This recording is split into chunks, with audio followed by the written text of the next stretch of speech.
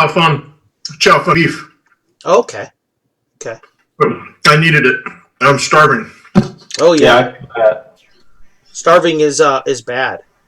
I've got tonight. I'd show you what I got to grill later tonight or tomorrow, but I make you drool. Keep it PG-13, thanks. Yeah, no kidding, right? Hey, everybody out there in Twitch, I'm Carlos A.S. Lysing, and as you can see, we're already in mid-season form here. I'm the DM of the first Betrayal campaign, and these are my four players over here.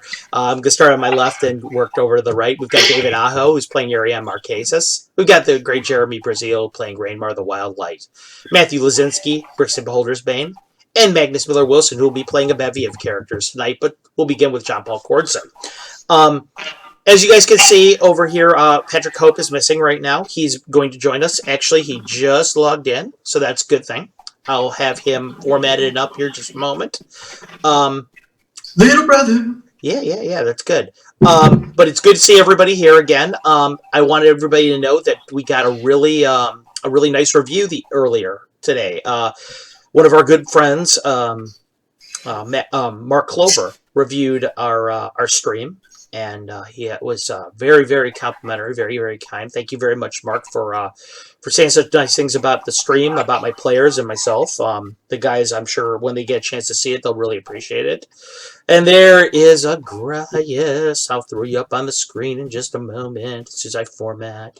But yeah, I just wanted to give a shout out to Mark for promoting us like that. That was very nice of you, man.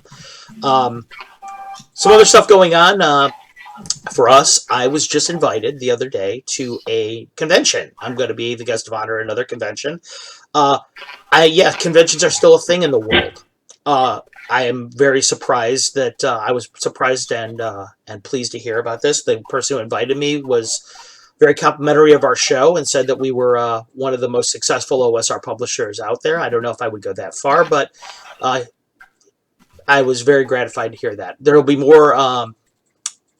more information forthcoming about that as we go forward. But now I got everybody on the screen, and I just want everybody to know out there that tonight we've got a lot of very cool things that are about ready to happen. This episode here has the chance to change the topology of the game quite a bit, so I'm glad everybody that's here had a chance to see it, because it should be pretty cool. I'm going to start our game right now with the guys that are in Procan's Eye for the time being, so that gives Agrayas and Raymar a chance to eat their food.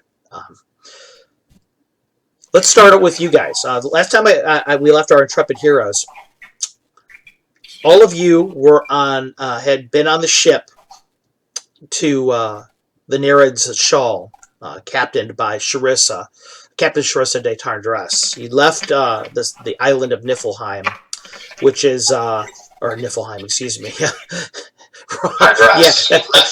that's a totally different place. No, you left your island where you were training to gain your levels. All of you have received an updated character sheet now. Everybody here is at least 5th level in their classes. So you've got a host of new abilities. Hopefully you guys all dug the sheets and everything like that. At some point I'll make them privy to our viewers, but not just yet. You arrived at the Procan's Eye, which is the project that's on the coast of Radek. As you can see on our game map there, Procan's Eye is a little bit to the east of Kavrick's Cove and slightly north because of the curve of the land. You'd seen that a lot had happened since you'd been gone training and fighting in the arena. What had happened primarily was the raft had been built, the great raft that everyone had been assembled to help guard, protect, and possibly float out into the Solnor Ocean on to discover exactly what is at the location that the Colonel Everett, and his daughter, what they're looking for. You'd been acquainted briefly with some of your friends and contacts. Some of them greeted you a little bit more favorably than others. Herrick was really happy to see you. As the Paladin, Dorian was not so happy to see Kalaya. both the gnomes, the twins, were a little bit sad at Brixton's response to them, and as was Elena Hutner, the druid who did not see Rainmar with the group, and so she was a little bit put out as well. I think that's where we left off everyone. I would imagine the crew would have gotten a good night's sleep after that. It was a long trip by boat for all of you. I'd given you... Oh, and there's one other person with the group right now, too, and that's John Paul. John Paul is just meeting everybody for the first time. He'd come with the group from north from the arena and then from training, and now he's just getting acquainted with everybody that's at Procan's Eye Project. You're all waking up for the first time in the morning. John Paul, what you're discovering is that these guys actually have it pretty good here. They all have permanent shelters in like wooden lodges that they've made. There's a ring kind of carriages, horse-drawn carriages that are on the inside, and you've been told that that's what everyone came down from Caverick's Cove in to establish Procan's Eye to begin with. But really, no one has told you what Procan's Eye is particularly until now. And that is because when you wake up and you leave your shelter that you've been assigned, everyone is having breakfast around a large fire. They've got a guy that's cooking it. Probably one of the people that's been hired by the party is making breakfast, cooking things. And the Colonel, Everett, he's an older man, maybe about in his mid-60s. He's got a peg leg, big reddish kind of beard, kind of it's a little bit graying in it. His hair is pulled back in a ponytail, kind of balding a bit. Big paunch to him. He's got a jacket of a captain on it, and comes up to you, approaches you. John Paul Courtson. Colonel Everett, Donovan Everett. It's a pleasure to meet you. Shakes your hand. I shake it back. Mm-hmm. Looks at you. I'm happy to see that our friends, he looks around at Brixton and Arion, kind of are beginning to mill out of their rooms as well. Good to see that our friends have managed to recruit someone strong of body for our group. We can always use powerful men. He nods. But whether you be friends of ours or not, I'm sure you have questions. What this is all about, what we expect, and I thought that it would be a good first step in our friendship for me to explain some of this to you. Yes, please do. He does. Many, many years ago, he says, I became acquainted with a group of scrolls. All of the scrolls were written. Oh, scrolls! I thought you said squirrels. He laughs a bit. He got the big belly laugh. No. Scrolls, the kind you read. Yes, I'm with you. They were written in this ancient elvish language that I never could understand. And I took them to many different magi, many different wise sages. No one could ever read them. As my career as a sailor, I was once a colonel of the Navy here in Radek. He looks around. As my career came to an end and my daughter became old enough, she wanted to follow in my footsteps. She began to explore. Such was her success as an explorer that came by a goodly sum of gold. What she was able to do was she was able to finance the reading of these scrolls. These scrolls indicated there was once a large elvish colony in the middle of the Solar Ocean. he says. This colony fell to woe for some reason. It's very difficult to understand the context from these scrolls, but this represents an archaeological find of dramatic proportions. History that we could learn about the elvish race, and certainly the kind of magic and wealth that might be left at a place like this, it staggers the imagination. So we built Procan's Eye. He looks over at the big raft that's there. We don't have a flotilla of boats. So what we are going to do is we're going to use the great raft. We're going to go to this island. He pauses. He says, and we are going to descend from it into the depths of the Solnor. For you see, the scrolls indicate that whatever happened to this place now exists at the bottom of the ocean. Your role in this, all of you, well, my friends have already, he kind of looks over at Brixton and Aaron, who are getting ready to go over to the breakfast that it's cooking. My friends have already fulfilled part of their debt, or I should say their commission, which was to come here and help us build this fortification. You see, this area is overrun by orcs and gnolls, and so being so close to the Bone March and the Rakers, where they can descend out of, we had to make sure we had security while my men worked on the raft. They did that part, and now they have volunteered, at least their leader, Agrias, has volunteered their efforts to depart with us and to find out what is in the middle of the Solnor. This is a good thing, because whatever might be there could very well be very dangerous. This is where we stand right now, John Paul, he says. So I just thought it would be good for you to know exactly what you are getting into. What I can tell you is this. My friends, Brixton and Ariane, he points over at them, they're very, they've got their quirks. They're very, adventuring folk. They're of a very different demeanor than most. They're a cut above and a breed apart.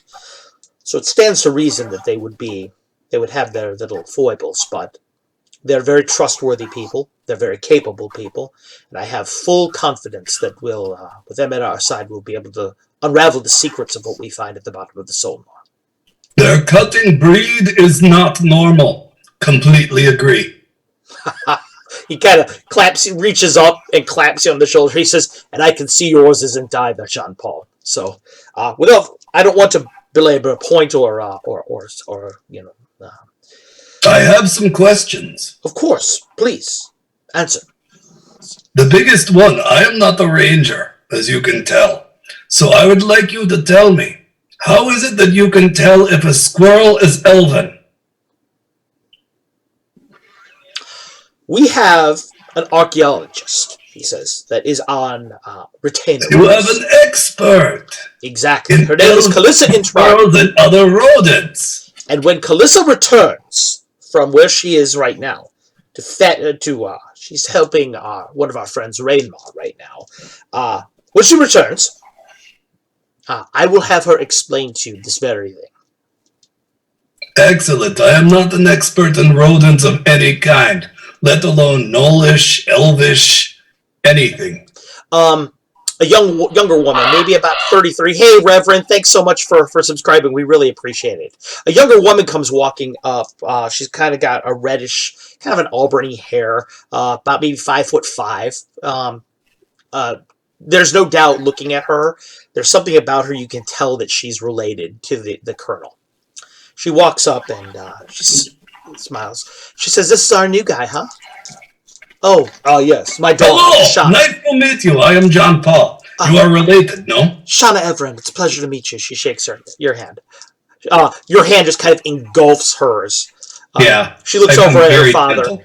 She says, Dad, I need a word with John Paul. Money? Oh, of course.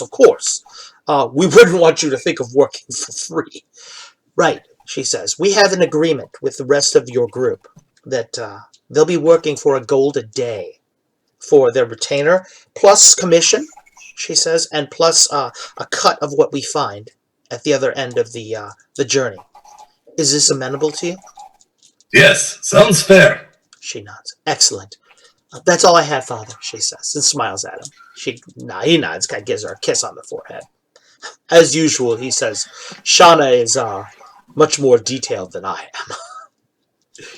She kind of nods. She says, the eye's ready, Father. All we're waiting on is the rest of the group. Patience, daughter. They'll be here soon enough. I have faith in our friends. Well, yeah, but, winter's coming, and I'd rather be out there when the seas are calmer rather than rougher. I understand, dear. But don't worry, he says. This is why we have folks like druids. He points over at the one girl that you met before that, Hutner. That's why we have folk like that here. Magic can accomplish much when it comes to weather, my dear. Remember. I know. I'm just nervous, that's all. She looks over at John Paul, and she smiles and says, we've been working on this for years now, and we're so close, and I don't want to see us fail this close to the finish line, that's all. I will do my best. I will pick you up and throw you across that finish line if you need it. That is what I am here for. I do the same with my other friends. Ask them. She kind of smirks a bit. She looks over at her dad. She goes, I like him. We should keep him. And she turns around and walks over to breakfast. Brixton, you and Ariane are over at the fire right now. And everyone is eating around you. Herrick is really, really... Oh, by the way, Kalaya, you're just walking out of your... one of the caravans with your sister. And so everybody's having breakfast. You can see that. Everybody's milling around doing different jobs. Herrick is really, really interested in what happened at the arena. He wants to hear the whole story. He wants to hear all about your training. And when you guys are telling him your stories, he's totally enwrapped at what you're doing. He's like, wow, this is... Okay, so what happened next? What happened next? So she's like half mirror, half person? How does that even work? And then he's looking over at you. She's a vampire. So what'd you do next? You stab her in the neck with something? And then somebody else, you got to stab him in the heart. You got to stab him in the heart with something wooden. No, I heard it's in the neck. You grab him by the neck, by the base of the neck, and you start stabbing as hard as you can. So he's just having a good time listening to you guys talk.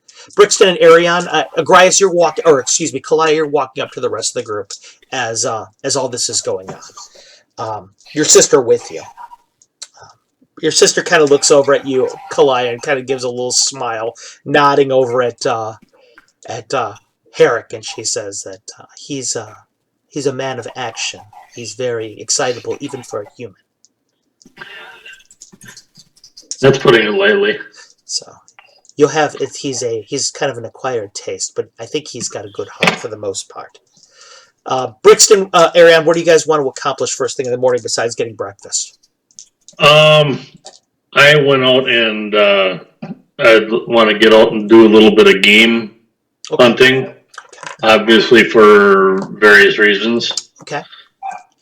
Your new friend that is with you. Yes, I'm also trying to, do like the parent would do to a new youngling.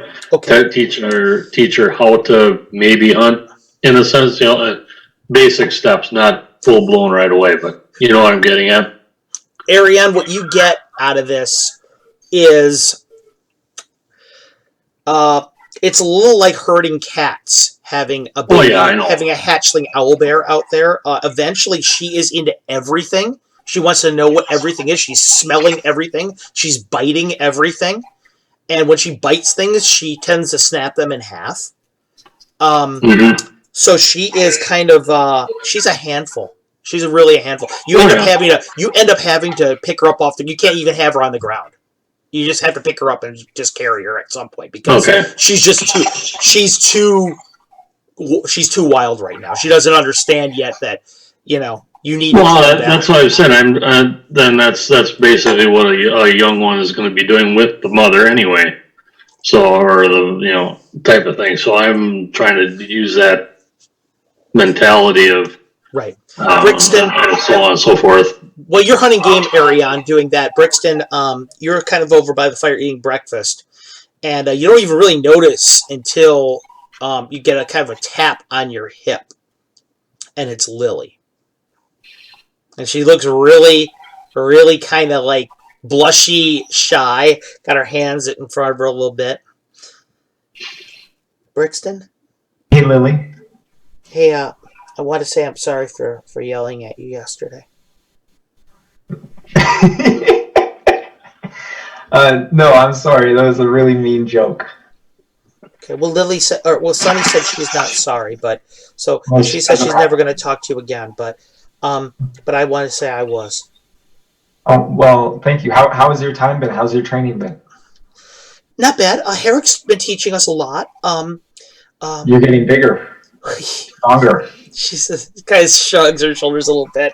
I get a big blush. She goes, "Yeah, check this out." She says, takes her arm, she rolls up her sleeve.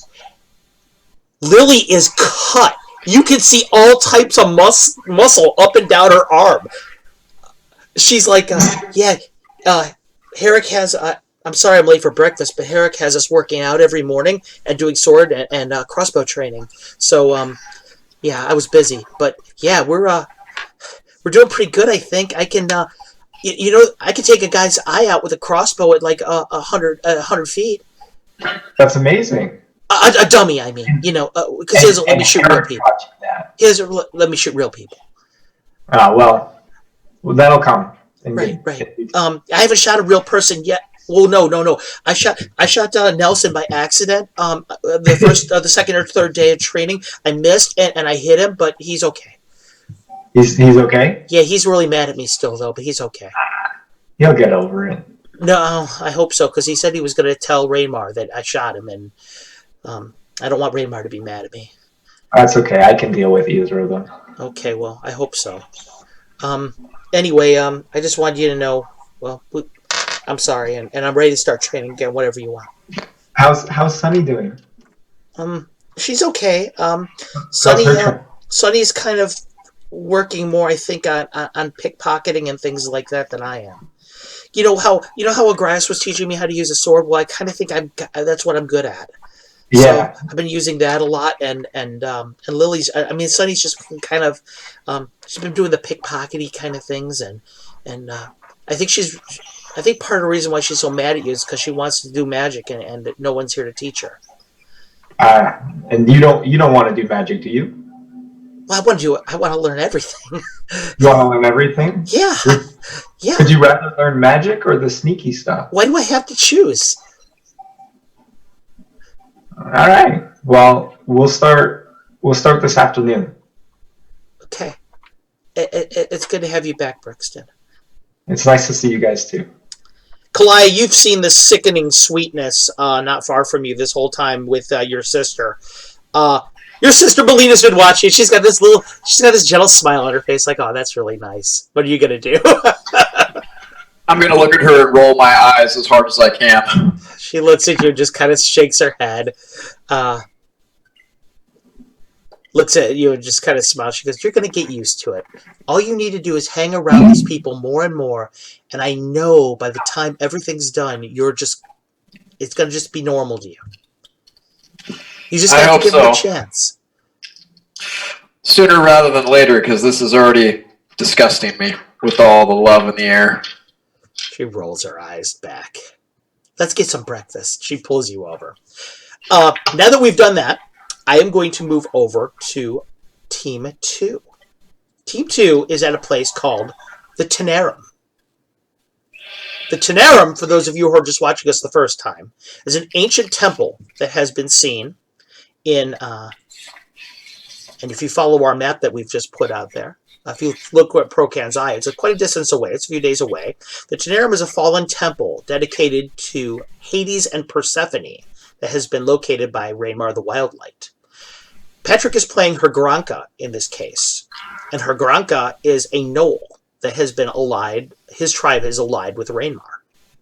Rainmar, after your day that you had the other day, you gave Calissa the hammer and the tongs to investigate, as I recall. What would you like to do the next day? The first things first. Okay. I need to meet up with Calissa and Trotty about the hammer and tongs and about the. She had a sword and a dagger which I had acquired beneath the Prokanzai encampment on the coast. That is correct. I just wanted to touch base with her. She was going to give me an idea of their value and their purpose, if any, their special qualities, if any. Right. And then also on my list is I'm looking for Agrias. Obviously, in terms of metagame, I know he's there. Is there any way that I could know that he was there by Norik's reaction or Monty's reaction to the people in the temple? It seems to you that Agrias is not around right now. Wherever he might be is hard to tell. And there's no. It's easy enough for you to tell that Agrias is not in the temple. He's probably gone back. You figure still at the Temple of Shadows. However, an investigation of this, you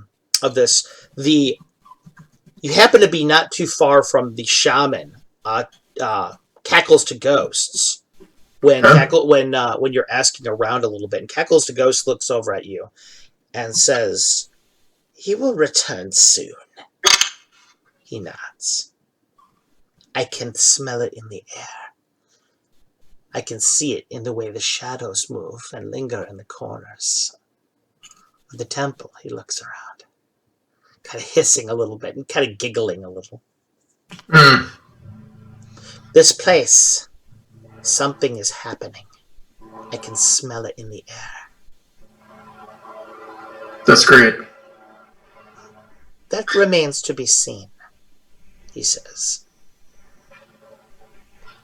I must go, Wildlight. He starts to walk away. Calissa and Trotty, you're there with her.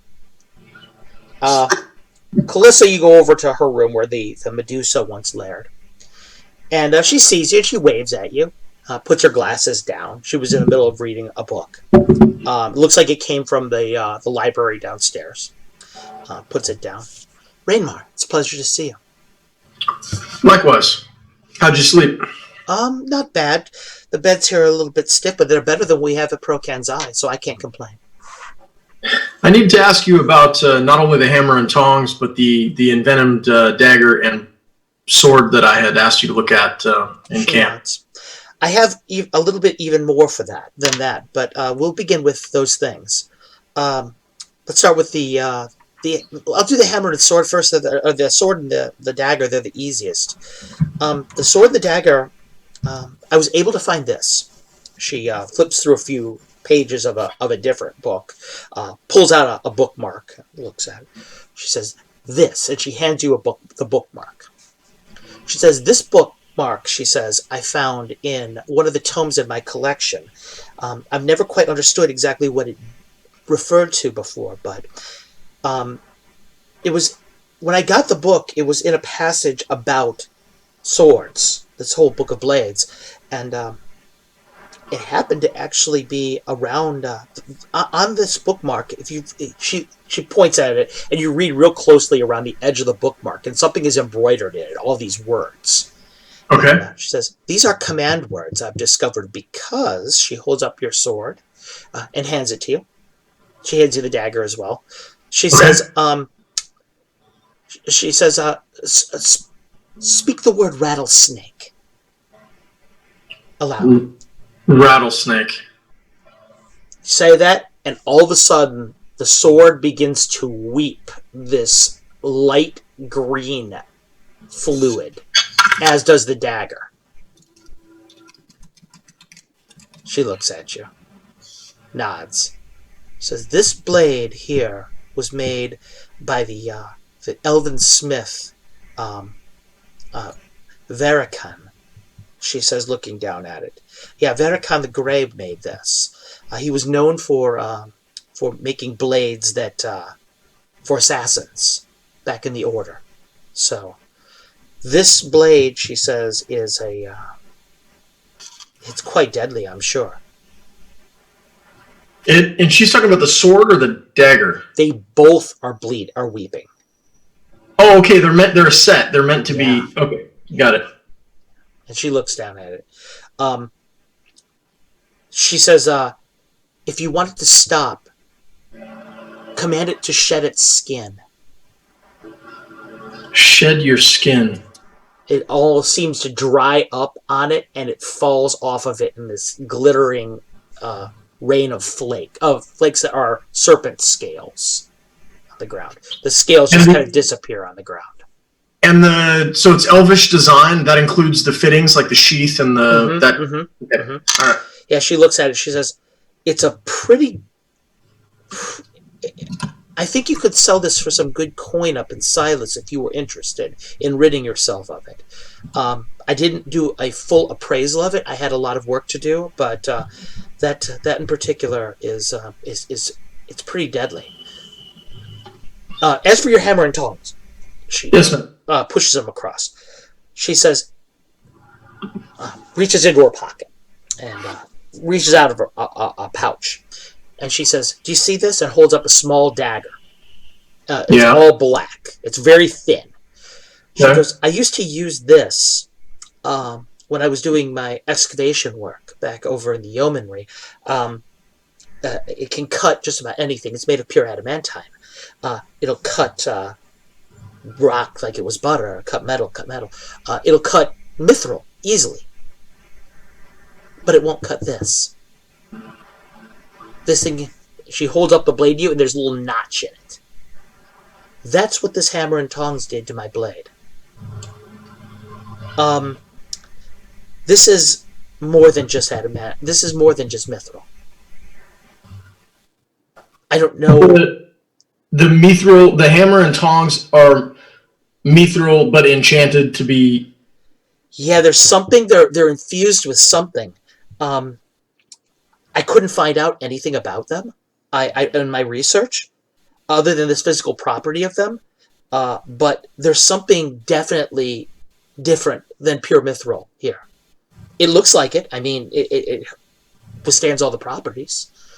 It drinks moonlight. It has the same kind of weight to size ratio, but there's something enchanted about it. She puts it down in front of you. And as for the tongs, I could heat those tongs up as hot as I wanted to. Same with the hammer. Mm-hmm. And you can see the bottoms of them. There's no leather wrappings. There's no anything for those. They're all just metal. But you hold them, and it's almost like they stop conducting heat halfway through their length. Are these also of elvish design? Certainly. But very, very, very old elvish design. In fact, she says, opens up another book and shows you a picture that's drawn. It's of 9 people standing around this forge, and there's one of them in the middle of it, a very youthful-looking elf that's hammering on a sword. She says, "Notice the hammer and tongs, okay? Do you see the style of the hammer, the way the back works over there? Notice the end of the bottom of it, okay? That's definitely the same hammer, okay? Do you know what this thing is? This is a drawing of allegedly, okay, from somebody who is quoted as being there. This is Corellin Lotharian crafting his own hammer at the beginning of the Elvish race, or his own sword at the beginning of the Elvish race, with these tongs and this hammer. So if this is true, this style dates back to the very, very origins of the Elvish race. So whoever made, now I'm not saying it's got that same kind of power or that same kind of magic, but the style, whoever made this was at least familiar enough with that style that they could craft it in the same way.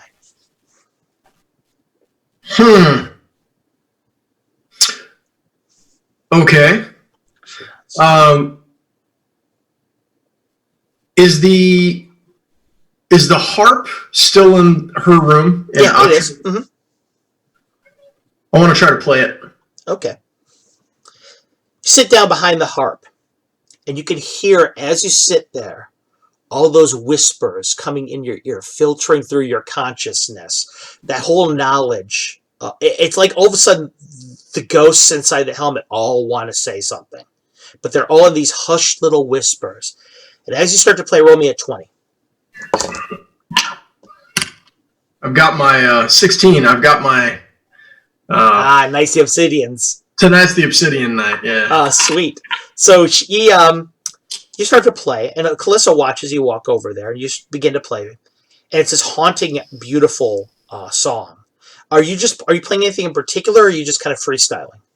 I'm going to freestyle this because I'm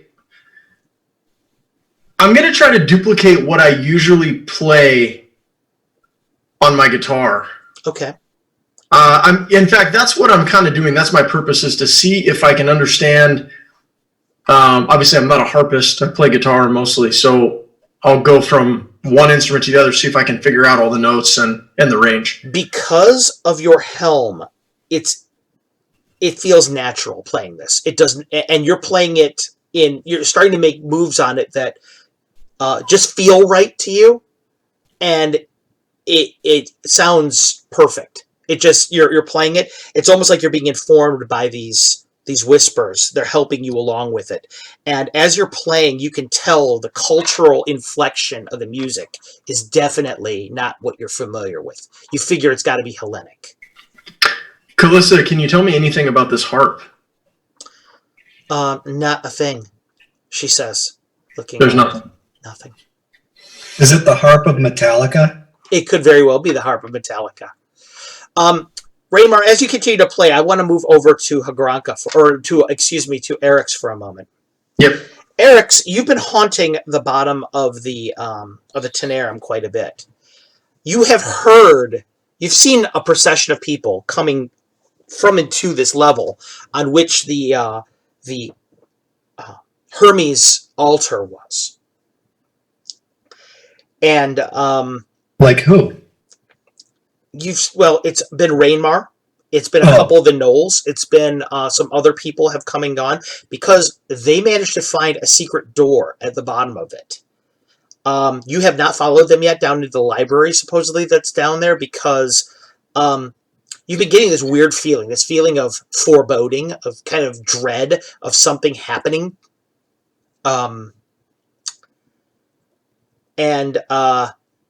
As the time is coming nearer and nearer to that, as you can feel it, you've been just spending a lot of time by the altars. And on one such moment, it's this morning in particular, you're there, and you can kind of feel this cold presence for a moment behind you, and a hand on your shoulder. And behind you, there's a figure presence. Eric's, good to see you again. You hear the voice of Hermes just kind of cut through your soul a little bit. I'll slowly turn and look over my shoulder, and then kind of turn around.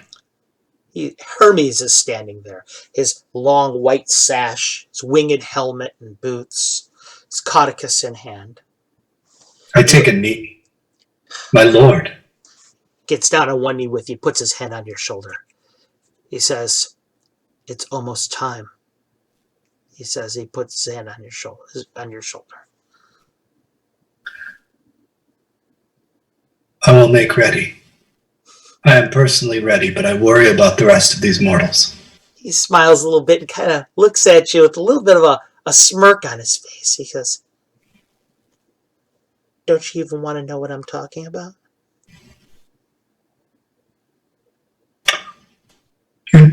I thought you were going to take me. Todd taps you on the shoulder. Goes, "I am." Well, okay. But not quite yet. Good. I don't think they're ready to be on their own. He says, "They won't be on their own." He looks up at the ceiling and he says, "All of them looks down, had their purpose for being here. That's why Hades, that's why he never took them. All their spirits here, they all had a purpose. Now yours is coming. But you, Eryx, he says, smiles, pats you on the shoulder. You've had the greatest purpose of all. He says, just kind of smiles. There will be pain, he says, looking you in the eyes. And there will be glory. But I'll be here with you, don't worry. Okay. I want you to do me a favor. Of course. Go to the library downstairs. Go talk to Mikos and tell him that the time is nigh. All will make itself plain then. You know, I've been following you for a long time, boss, and, he smiles. you know, I've never been a big fan of pain. Can I, like, mix a little something up for that, just ahead of time? It's not He kind of looks back and forth, looks up and down.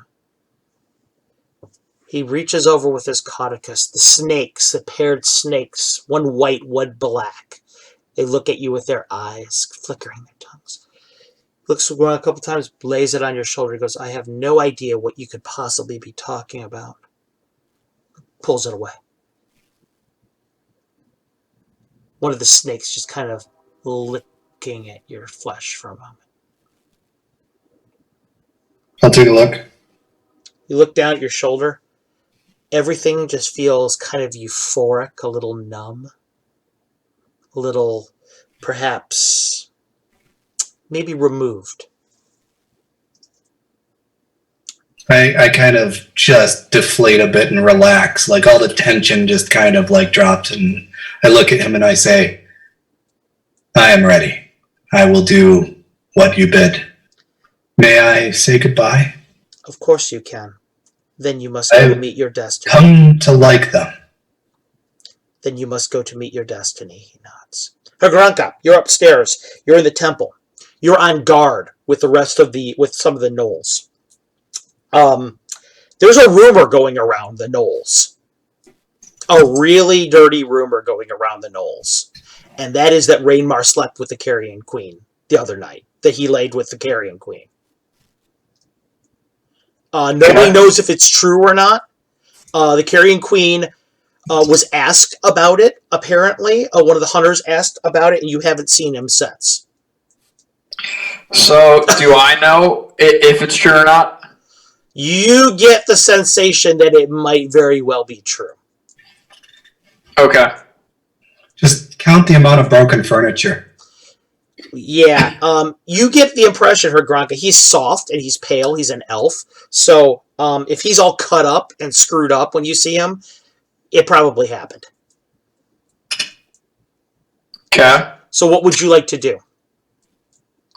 I'm just gonna continue to listen to the gossipers for a little bit. Mm-hmm. The one person that seems most disturbed by this whole thing is the Carrion Queen's daughter. Because Hagranka, Gnoll culture is so stratified as far as alphas and things like that. Remember, the daughter of the Carrion Queen is going to be second in command in the tribe. Either she's going to have a direct rival, or if this is true, and they actually could crossbreed, either she's going to have a direct rival, or there'll be a third in command now. So that's why everybody is gossiping, is everybody wants to know where in the hierarchy, how everything is going to change in the tribe. Okay. So there's a lot going on as far as that goes. Meanwhile, Cackles to Ghosts walks into the room. And he looks at you, Hagranka. He goes, Hagranka, You should go to the temple here. The one where the growths are. Something is coming. And he cackles a little bit. He makes that little chittering laughter noise. A couple of the other gnolls start to laugh too. Just as reactionary.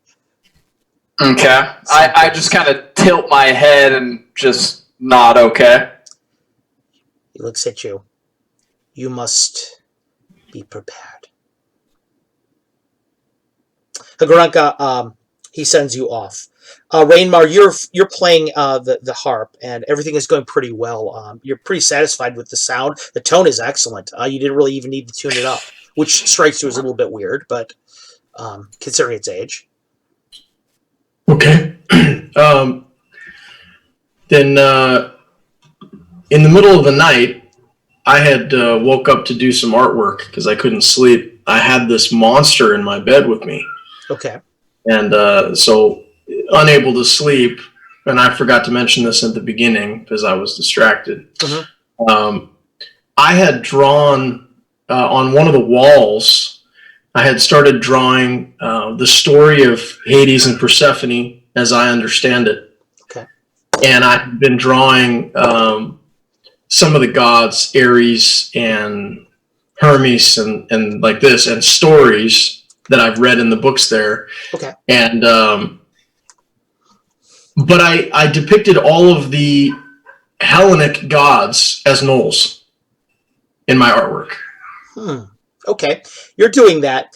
And when you did that this morning, as soon as you moved, the Carrion Queen's eyes were open. She didn't say anything. She just watched you walk over there and start to draw. Didn't say a word, just watched. Very curious as to what you were doing. Just natural reflex of a predator like her. She's wide awake as soon as you moved. But okay, so you did that. All the depictions, like even Cerberus, for example. I drew Cerberus, but as a three-headed hyena. Nice. As a three-headed hyenodon kind of thing. Okay. So basically, I'm telling the story of the gods, but I'm telling it as Gnoll. I'm translating it to kind of a Gnoll narrative. Okay, Rainmar, you did that, and okay, that's continuity then. You're back in the Calissa and Tri's room playing the harp, and Norik came in. He was watching you. You see Hagranka come walking past the room. Doesn't stop, just keeps walking past as you're playing. Sounding good, boss, Norik says, looking you up and down. Goes, what is that? That human music? I'm not sure what kind of music it is, to be honest. Me neither, Calissa says, but I like it. It's nice. I'm still sort of working it out. If I play the same music on my guitar, am I able to play the same notes and chords and whatnot on my guitar? Yeah. Mm-hmm. And it sounds, again, that kind of Greek Mediterranean inflected kind of sound. Okay. And you're very much improved at your skill with the guitar, too. The helmet seems to latently, even though it's not a Greek instrument, seems to know how to play it. Hagranka, as you're walking down the hall, you see Eric's coming up the stairs to meet you. And he looks like he's lost a little bit of the color from his face. You smell something, a mix between anticipation and fear on his skin. I get really close to his face and sniff, mm-hmm. and I say, "There's no room for fear in this temple, little one." Eric's nods at you once, looks you directly in the eye without flinching, and says, in a very serious way, which is not his usual type, no smirk, nothing, "You're absolutely correct." And that's how Hagranka died.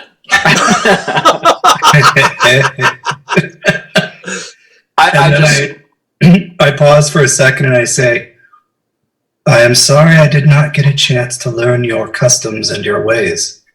I wish I could have. How does your kind say goodbye and good luck with honor?" We do not say goodbye. We simply kill. Even those who are part of your pack? One does not wander without the pack. Do you need assistance? And I tilt my head. Not where I'm going. Goodbye and good luck. Even though I can only say it in my human way. Hagranka, as you're walking towards the temple, the smell of the fire wolves, you can smell them, the smoke. As he's walking away, I want to yell his name one last time. Yeah. Hagranka. Yes. There are many doors opening before you. Be careful which barrier you breach and which you go through. I turn around and look at him and smile and nod and say, "Thank you, my friend. Goodbye." Goodbye. Rainmar, you're playing, and Eric's, you can hear the old sounds of the old music of the old of your old culture for coming from the room. It is a song about long journeys. You're sure that he doesn't even know quite what he's playing?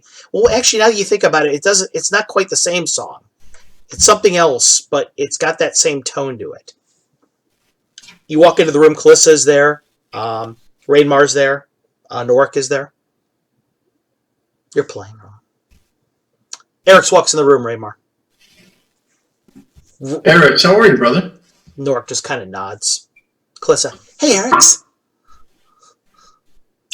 Eric's kind of looks at each of them and just sort of stares at them for a few seconds, and then without any smile just walks over to Rainmar first.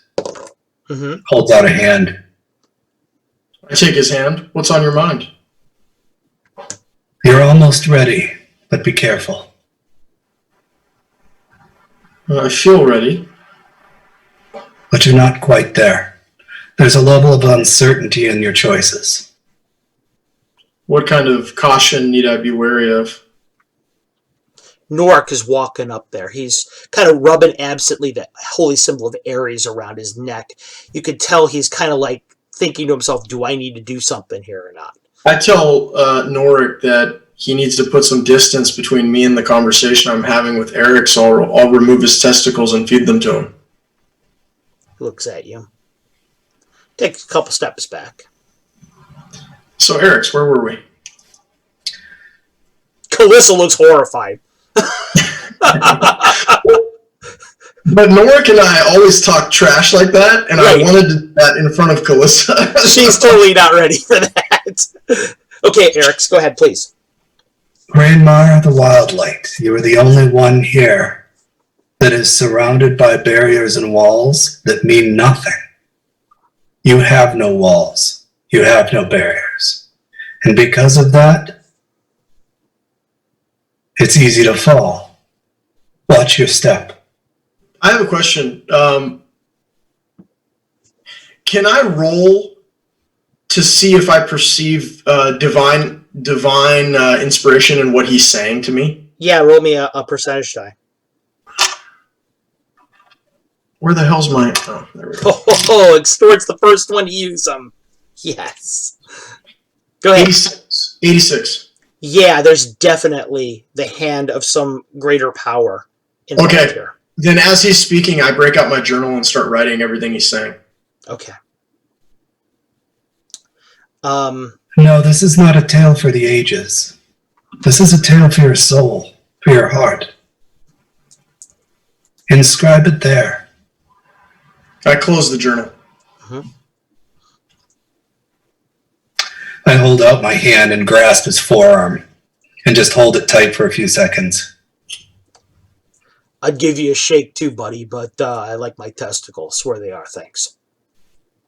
Norik says. Garrett turns and very seriously walks over to Norik and holds out his hand too. He shakes your hand. He says, orcs don't really do this very much, but whatever you're trying to do, good luck, I guess. Just listen, son of Ares. You have chosen a bloody path. Navigate it, but keep your heart and keep your mind. They will keep you from destroying yourself and everything around you, as your master did. He nods. Yeah. Thanks, Extort. Appreciate it. Yeah, that's good advice. Thanks. Calissa stands up and she says, Not only that, I pass the mantle to you, Norik.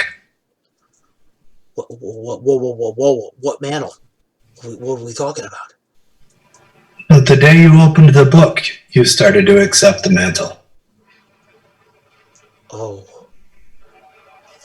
You think I'm good enough for that? It doesn't matter. You have to be. Well, yeah, I guess I do.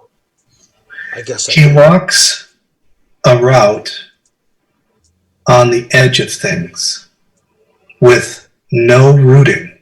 Yeah, I know. Okay. I'll help. I'm gonna make sure stays on the route. Yeah. And the doctor, librarian, reader of all things. She turns around. She gives you a big hug. Oh, just shut up, Erix. Wherever you're going, she whispers in your ear and holds you. She goes, we're never going to forget you, okay? Good. Klessa lets him go. Thank you. I wish I'd had more time to get to know you. I think you had the most of something. Keep that. One day, maybe. I mean, you'll be back, I'm sure. I've got faith in you. Not in any form you'll recognize. We're going to move back over to the first group after that. The first group. Ariane, you've just gotten done doing your stalking. You're coming back to the Procan's Eyes, the fortification. Manning the fortification on top of the little battlement that they've built there is Dorian. And he lets you through with the rest of the group. They've done a really nice job building this thing. You can see that these guys wet the thing anew every day. They're growing moss on it to prevent it from burning easily. And moss and ivy. They're going full on with this thing. Probably because of he knows about fortifications. So. Yeah, they've done a lot of good work, but you've managed to come back with a deer, and well, it's missing one of its legs now though because the baby owlbear has ripped it right out of its socket and is gnawing on half of it. The other half she bit right through, and you had to leave behind. You had too many hands full, so. Right. So she is an absolute handful. Oh, we've got somebody who purchased a wink of Rudd's eye. Thank you. That's awesome. So for those of you guys out there that are players right now, we've just released a bunch of new stuff over here that the viewing audience and people who are watching Twitch can redeem to help you guys out. Give different bonuses and things like that for your gameplay. So, Ariane, you've managed to walk back in. Everybody's getting done with their breakfast. You can see Lily and Sunny over on the beach, playing around a little bit. Lynn is tending the moss that's growing on the walls. What are you gonna do? I'm gonna try to. What I want to do is I want to get a hold of, or I don't know if the colonel or whoever is in charge here. I want to say I won't tell them that later tonight. I want to hold a naming ceremony. Oh, okay. Well, you managed to corner the colonel and Charissa, and he's with Charissa and his daughter in that main lodge, and they're poring over a map. And they look over at you. He's like, "Yeah, absolutely." He says, "I have no problem with that." what I'd like to do is have everybody that is involved in this, as far as like we're going out to sea, or even whoever the guarding at the at ProKansai here. Whoever is involved or related to the group here that wants to participate, please have them gather later on in the evening. And I'll do a naming ceremony for the cub. Okay. Yeah, he's totally fine with that. Kalaya, you and your sister have finished breakfast. What are you going to do?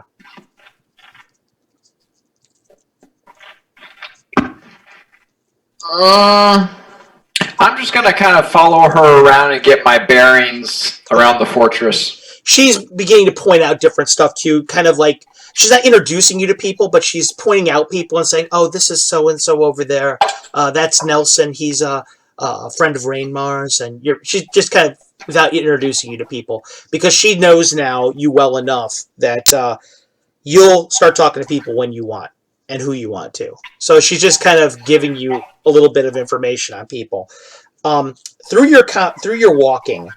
About maybe you get probably about a half hour through this as you're getting your bearings, and all of a sudden Melina stiffens for a second, stops, blinks a couple times. Did you feel that? Feel what? She looks at you. No, of course you didn't. Something just displaced the shadow in this area a lot. Not for... She looks back up in the mountains. Something's going on up there. Brixton, what would you like to do after breakfast? And after I eat and kind of have my chit chat with Lily, I'm gonna head down and I assume my room is all in order. Yep, it is. It is. Nobody's touched a thing except for Lily, who follows you over there. And when you guys get into your room, she tells you, "I made sure nobody touched anything except Sunny, and she broke that glass orb that you had over there. And she told me not to tell you, but I'm telling you anyway. There's another one on there just like it that she stole from one of the other guys, but that's not the same one." Should you be writing out your family? She looks up at you. She says, "No, I'm just telling one family member something that they should know." You guys need to stick together. You need to have each other's backs. She looks up at you and she says, "Brixton? Yeah? You're talking like you're going to go away again. You're going to leave us here.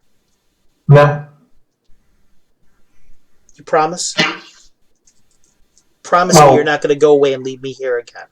You're going to take me wherever you go, like you said like you told my aunt you would. Remember, you made her a promise. Now I want you to make me a promise too." Well, we'll see how good you are with that. No, make me the promise. Not let's see. Make me the promise.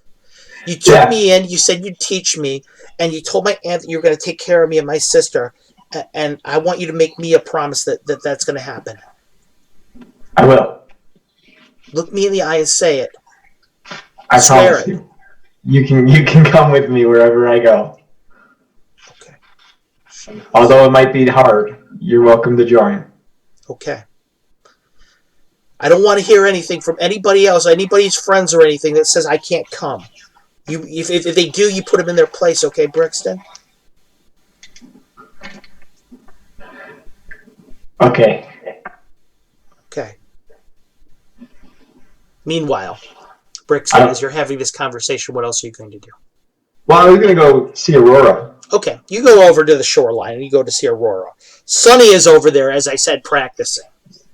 This is going to be your first interaction with her since she walked away from you. Yeah, since she punched me in the face. Oh, yeah, so she punched you in the face. I forgot. What is she practicing? She is practicing. She is stealing something. She's doing something on the shore, and it takes you a little while to figure out what it is. But what she's doing is there's these hermit crabs that are on the shore, and she's stealing eggs out of them without trying to get caught. Okay. Mm-hmm. Practicing. Okay, she seems pretty focused, right? Yeah, she seems pretty focused. Oh, man. Okay. Can I... Lily's still with you. She just kind of looks at you like, oh, no. You know you want to. Oh, so bad. I don't have cantrips anymore, do I? Hey. No, you do not. I'm gonna. How close to the water is she? Probably about maybe 10 feet. I'm just gonna walk by her and go to the water, and then as soon as I'm kind of right at the edge of the water, I'm gonna correct her on what she's doing. Make me a percentage die roll.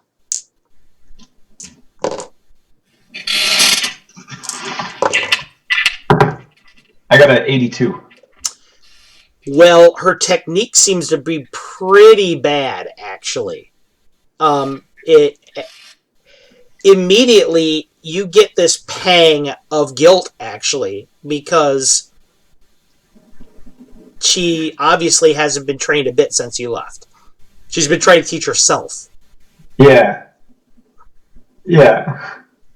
So I'm gonna walk by her and wait till she noticed that I walked by her, and I'm not gonna say anything because she's not gonna say anything to me, and then I'm gonna correct her on what she's doing.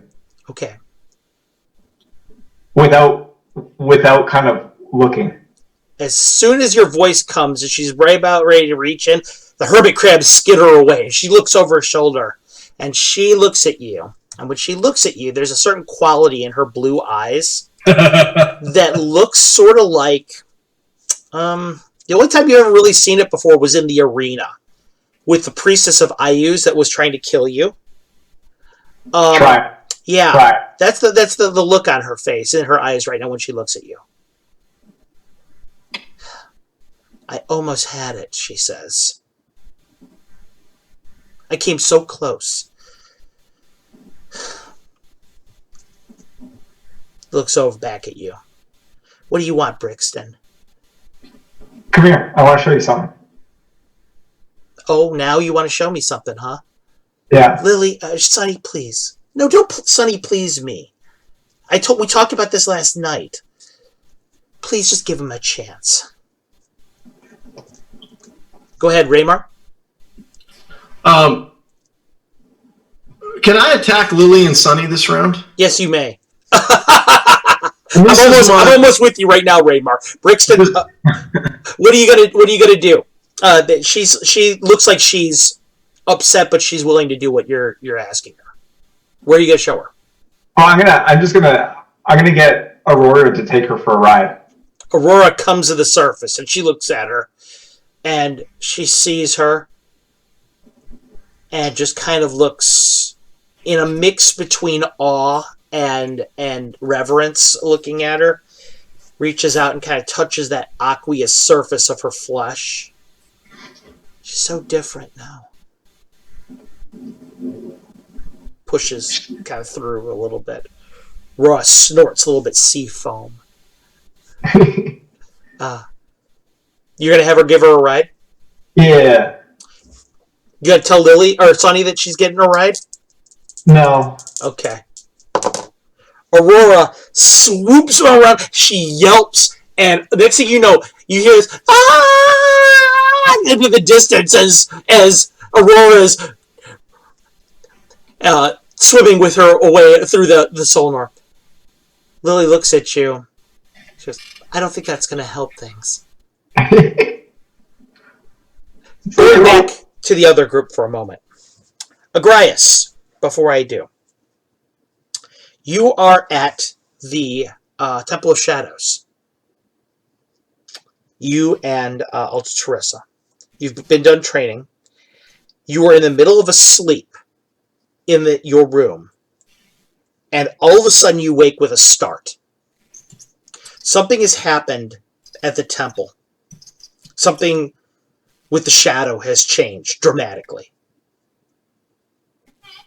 It's almost like the shadow was displaced terribly there. Almost like a teleportation. Okay. What will you do? Okay, so I haven't teleported to the Greek temple just yet. No. Okay. I'm going to see if I can understand what's happening by watching the shadows in my room. Roll me a percentage dice.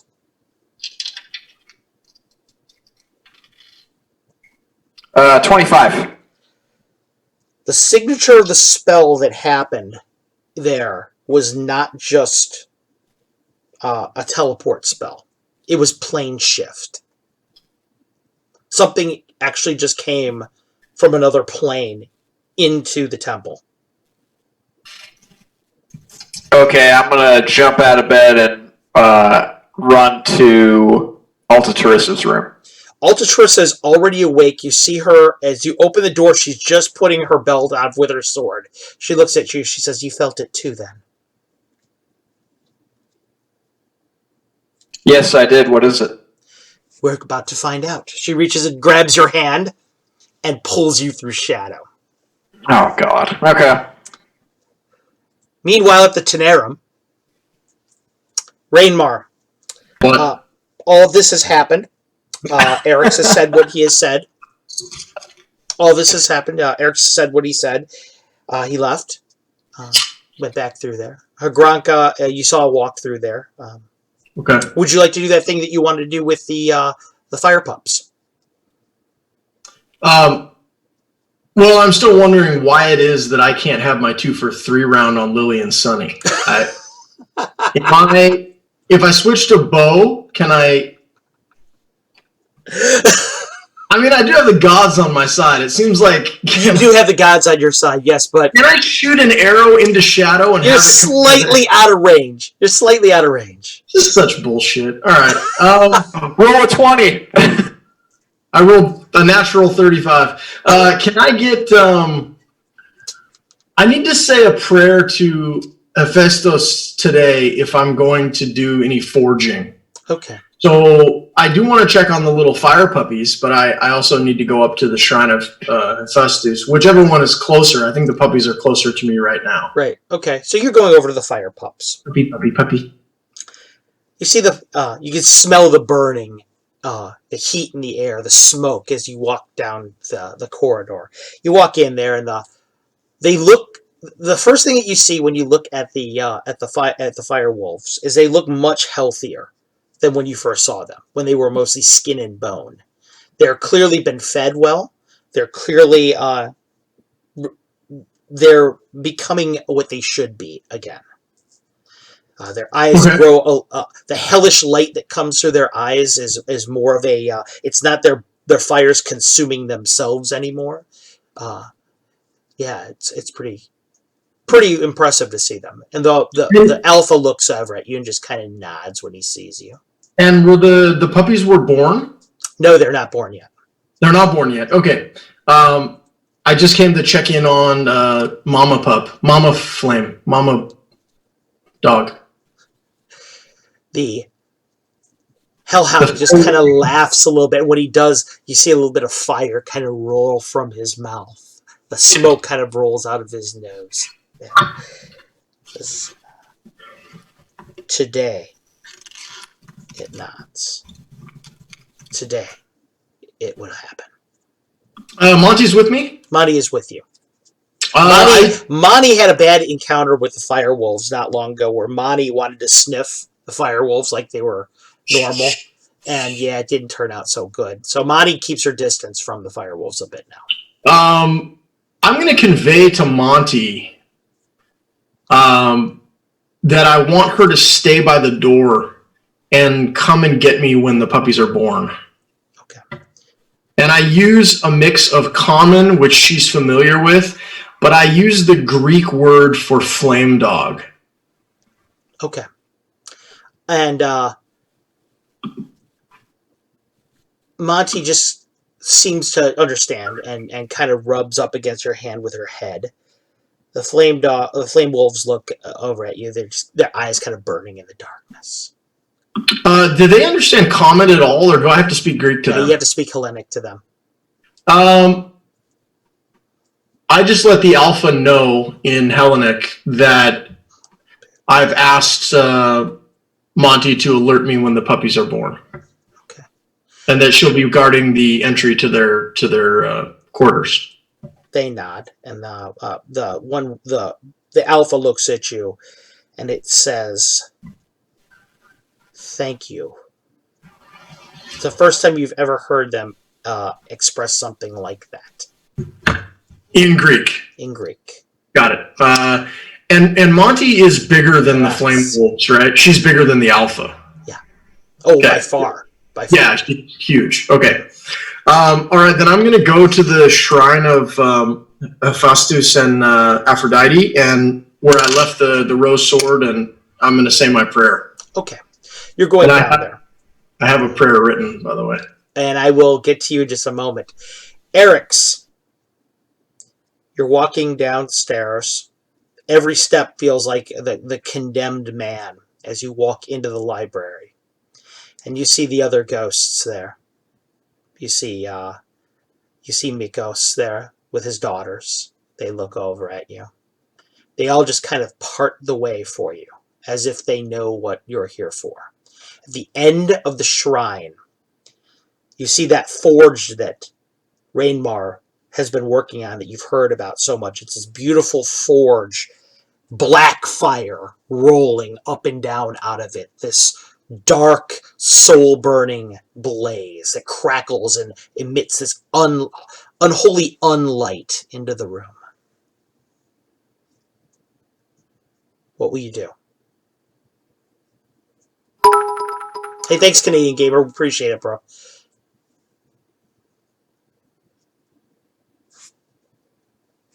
Can't hear you. Sorry about that. That's okay. First thing Eric's is going to do is take off the sandals to Hermes, and kind of unshoulder his cloak. And as he walks towards the fire between the parted ghosts, he'll sort of like shed most of his gear. Okay. You're beginning to shed your gear. You see Mikos whisper to his daughters, "Run along and play. You have no need to see this." They walk away, walk up the stairs.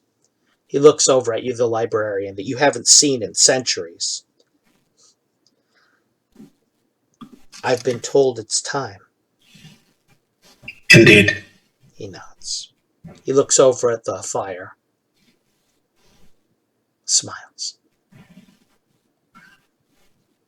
"May his blessings be with you." And with you. You walk over and you cross into the middle of the room. That black fire, you can feel its cold, hellish kind of the way that it just affects the flesh and the way that it affects kind of the soul itself. There's this fear that emanates from it. There's this primal horror, this existence that shouldn't be, crackling. I don't stop. I don't pause. I don't look away. Instead, I focus on the words of Hermes and his ability to break down barriers and his ability to cross the thresholds. Right. And I just let myself melt into what's next. The librarian watches you take 3-4 strides right into the pillar of black flame. Your body erupts in this massive pillar of fire, black fire. You can feel it eating away at your flesh, burning your soul. You feel your eyes melting, your hair burning. Your arms are flailing. You try and scream, but there's nothing there. There's nothing there at all. The sound that comes out is this echoey nothingness that fills up your existence for a second. And then you're gone. Your body falls to the ground in this pillar of ash that spreads out across the ground in the shadowy black silhouette of a body. And from that steps up a new form, stepping through the shadow, coming up and standing in the room. All around you, you see this ancient Hellenic library. A man at the other end of the room, a ghost, looking at you. He nods, gets down on one knee. Child of darkness. Says the name in Greek. Geotisclus. Well met. Shit. He looks He up. pulls back his sleeve, takes a fingernail and cuts it along the back of his wrist to see if it bleeds. It bleeds, and as it does, it bleeds kind of this weird blackish red stuff down your arm.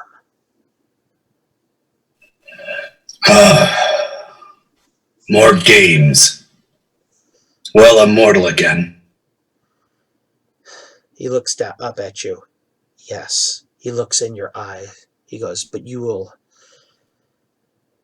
still are a prince. Tell me something I don't know. Time is short. This place has been restored to its former glory by a man named Rainmar the Wildlight. He remains upstairs as we speak. His knowledge is I'll have words. and he has the favor of your father. As if that means much. He nods and lowers his head. I do not forgive my temerity, Prince. You should not speak of him. Stand up. We've known each other long enough that you don't need to stick around and do that. Then he stands up in his holy sight. This isn't even that holy anymore. Is that what Rainmar's working on? He looks at you. He says, you should speak to the Wildlight yourself and you will know. That's where I'm headed. He nods. Children. They come out from around the corner, kind of peeking at you.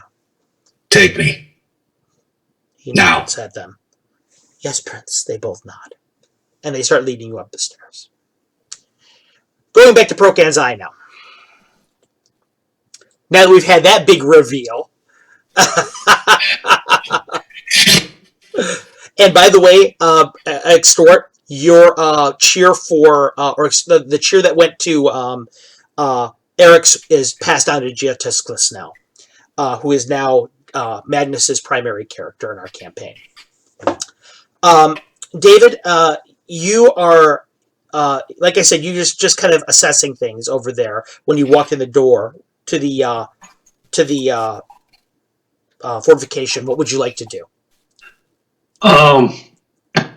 I was going to say too, during the course of the day, I want to try to teach her how to swim and maybe catch her own fish. The catching the fish goes pretty good. The swimming part, I'm like I think I explained to you, that's what bears, type of thing. So do me a favor and roll me 2 20s. 2 20s. Yep. One is a 20 and one's an 11. Okay. The owlbear. If it wasn't apparent before to you, the owlbear is really, really food motivated. Right. So getting anything that has to do with getting food is a win for you. Training her, you've discovered that, and so as you manage to continue to give her food and things like that for rewards, the training is becoming easier. The thing that is hard for you is now that your ring does not allow you to verbally communicate with her. You're really missing. Hey, thanks, Canadian Gamer. We appreciate that. For the owlbear, food for the owlbear. Ariad. Well, now that we've had somebody contribute to that, the training actually is going really well now. It was kind of a stumbling block at first. But thanks to Canadian Gamer, actually, it's turning around a little bit. Your nonverbal communication skills with her are still a problem, and you miss that, not having that bond with right. With well, Tobias. what I'm also thinking too is almost because I've got her straight from the egg.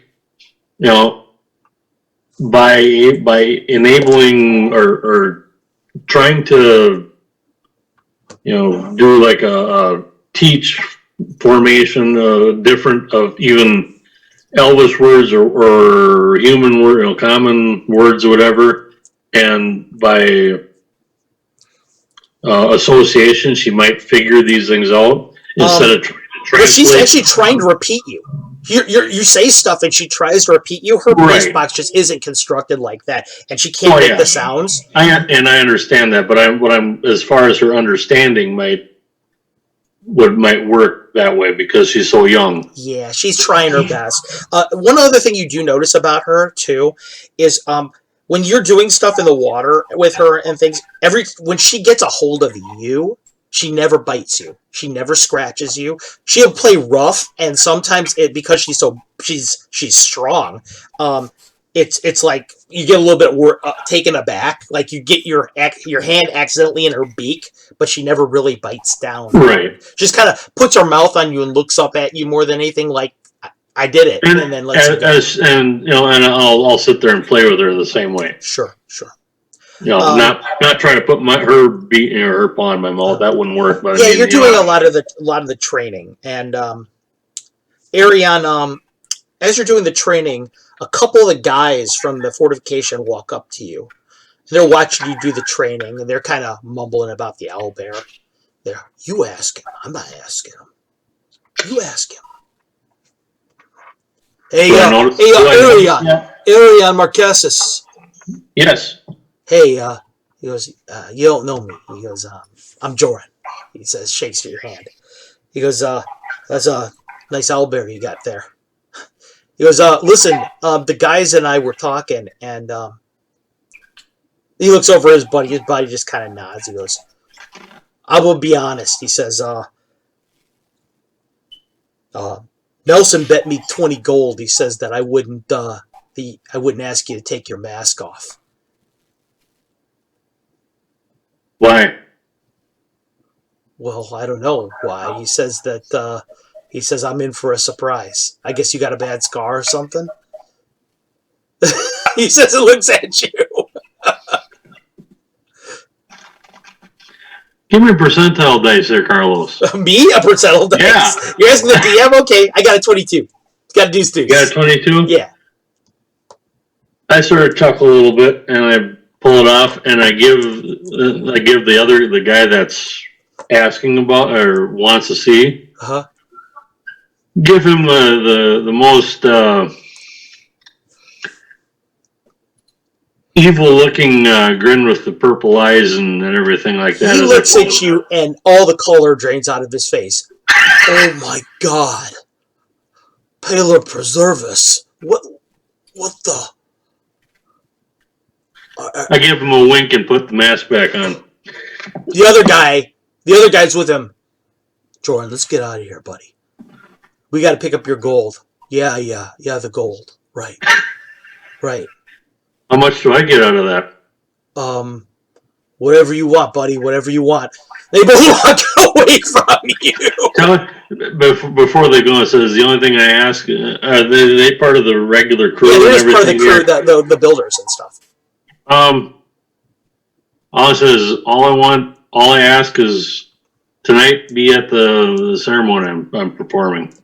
Yeah, we'll be there for sure. Yeah, Thank you. I'm not gonna do I'm gonna do what he says. I don't know about you. Yeah, I'm doing what he says too. They both walk away mumbling at each other. What do you think he was exactly? Anyway, shut up. He can still hear you. He's an elf. Anyway, Brixton, you were Sonny came back with probably about a half hour, 45 minutes with Aurora. You could tell Aurora it was kind to her because she's not half drowned, but she's soaking wet from head to toe in seawater. And she looks like she looks like she's in that cross between when you were a kid, when you were on a roller coaster that you shouldn't have been on. It's that mix between, oh my God, that was awesome, and oh my God, I think I crapped my pants. Yeah, that's good. That's very well. Aurora dumps her off on the beach very gently. I kind of give Aurora a little pat. Aurora just nuzzles up against your face. And then I say, "Are you ready to start training?" Can I dry off first? I think I got water in both my ears. Yeah. Meet us back down on the beach. Right.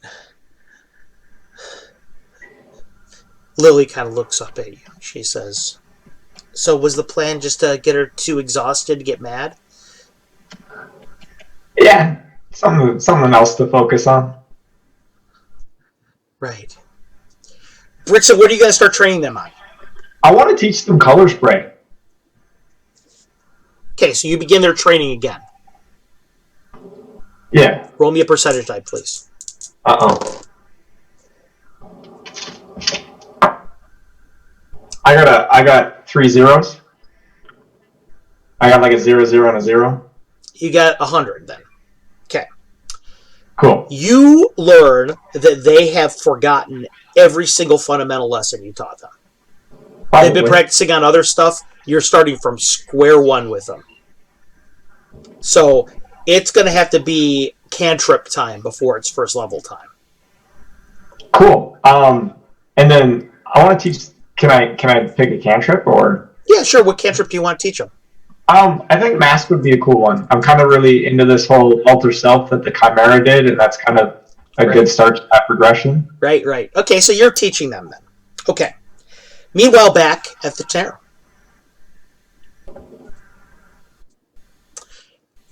Excuse me? That could be one of several people that you're talking to. I'm talking to Patrick. Okay. Patrick, you and Alta Teresa appear right in the main altar room. All these gnolls flip out when they see you all turn around. They've all got their weapons out, and then you hear the daughter say, "Put them down! Put them down! Put them down! Do you want to die?" Alta Teresa just kind of looks at him. She didn't even go for her sword. Just stands there. Looks over at you. Patrick, what do you want to do, Agrias? I'm gonna look at the princess and ask, has there been a disturbance here? I have a cool name of Patrick. She looks over at you. She says, "Aside of you? No. Wait. Yes, Hagranka just left, and Cackles to Wolf said something strange to him." Where's Rangmar? She sniffs in the air. Not in his room.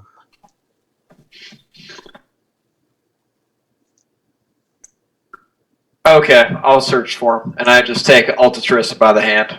She grabs your hand as well, and she starts. Ooh, somebody redeemed Fultus's Light. Awesome. Okay, the Fultus Light redemption that somebody just used is going to give somebody here some health back when they get injured, which is going to be good, I think, soon. Rainmar, you're at the saying your prayer to at the altar of Hephaestus and Aphrodite. Please tell me what you say. Hephaestus, strong-armed maker of miracles, creator of the inconceivable and deviser of clever machines. From your skillful hands come the intricacies undreamt of, golden jewels to please a goddess and artisans, blacksmith, craftsmen alike. We look to you for insight and revelation, and feel your hands upon all the work that we do in inspiration. You see beyond what is practical, beyond what is beautiful, and in your hands molten metal flows as water, swift and precise. Each work becomes more than what it is, each piece instilled with the spark of the divine. Deep-hearted Hephaestus, I praise you for the gifts you grant us and the ideal of artistry. I need you to roll me a percentage dice, Jeremy.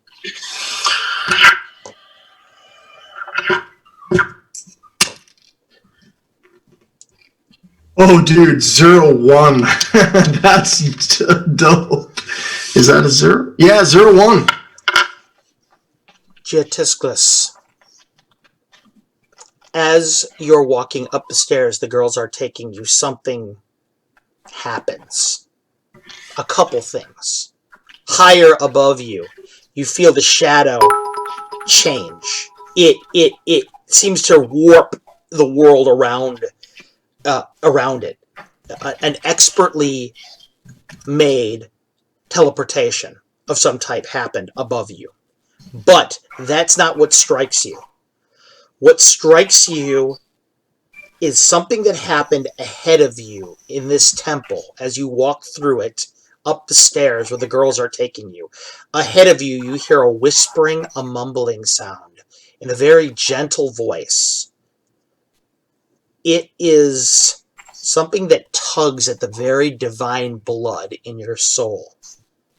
Something that made you stronger. Something that made you... Oh my goodness. Somebody just redeemed Istis's kiss. The first... Who is... Jeremy, the next... You have... Mark Clover just gave you Istis's kiss. The next 3 die rolls you make. You may choose whichever ones you want. And if you want them to be that one you just made, the result is maximized completely. So if it's 00 that you needed, you get a 00. If it's a 20, it's a 20. If it's a 1, it's a 1. I just rolled a 0-1 percentile. That's exactly. I can't roll. Exactly. Oh. So you don't need it for now. I'm just letting you know if you want to use it for something else, you can.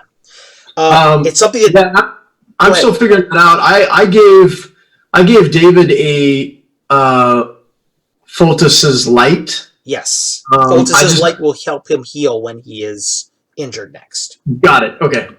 Tiskless. I am confused with all these extra things you're talking about. Don't worry about it. I got you covered. I got it all marked down here. Oh, okay. So we're okay. I'm with you. Yeah, people are giving you guys bonuses out in the crowd for your rolls and such. This is the benefit of having a big crowd that is invested in what you guys do. Tiskless. Thank you, people. You are walking down the alley, the hallway, and the girls just kind of stop and let you continue to walk. They point ahead where this roaring fire is at the end of the tunnel. Something has... You weren't even sure this was possible. You were skeptical when you heard about this being a holy place, about people... about people making this a more a revered place, but you can feel the divine blood in you respond to what was just said down the hallway. Whoever this Rainmar is, and whatever he is doing, as skeptical as you were about it before, it's actually working. You are aware that Hephaestus heard that. You know he did. He had to have. He had to have. If you could hear it. He's another Chthonian god, so he had to have heard it. So you walk in, and Jeremy, as you finish your last words of your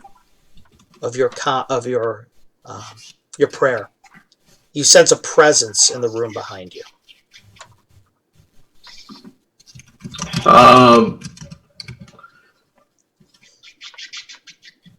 Behind me, 45, direct.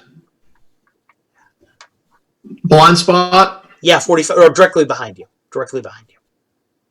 As in something is approaching in my blind spot? No, it seems like he stopped at the inside of the door. One person? Just one person. Abaraxis. Tiskless, you hear an ancient Greek word said... And the man that is kneeling in front of this altar with a spear in his hand, the spearhead erupts in black fire when he says that. Well, that's not exactly something I would have expected. Do you say that out loud? Oh, yeah. Mm-hmm.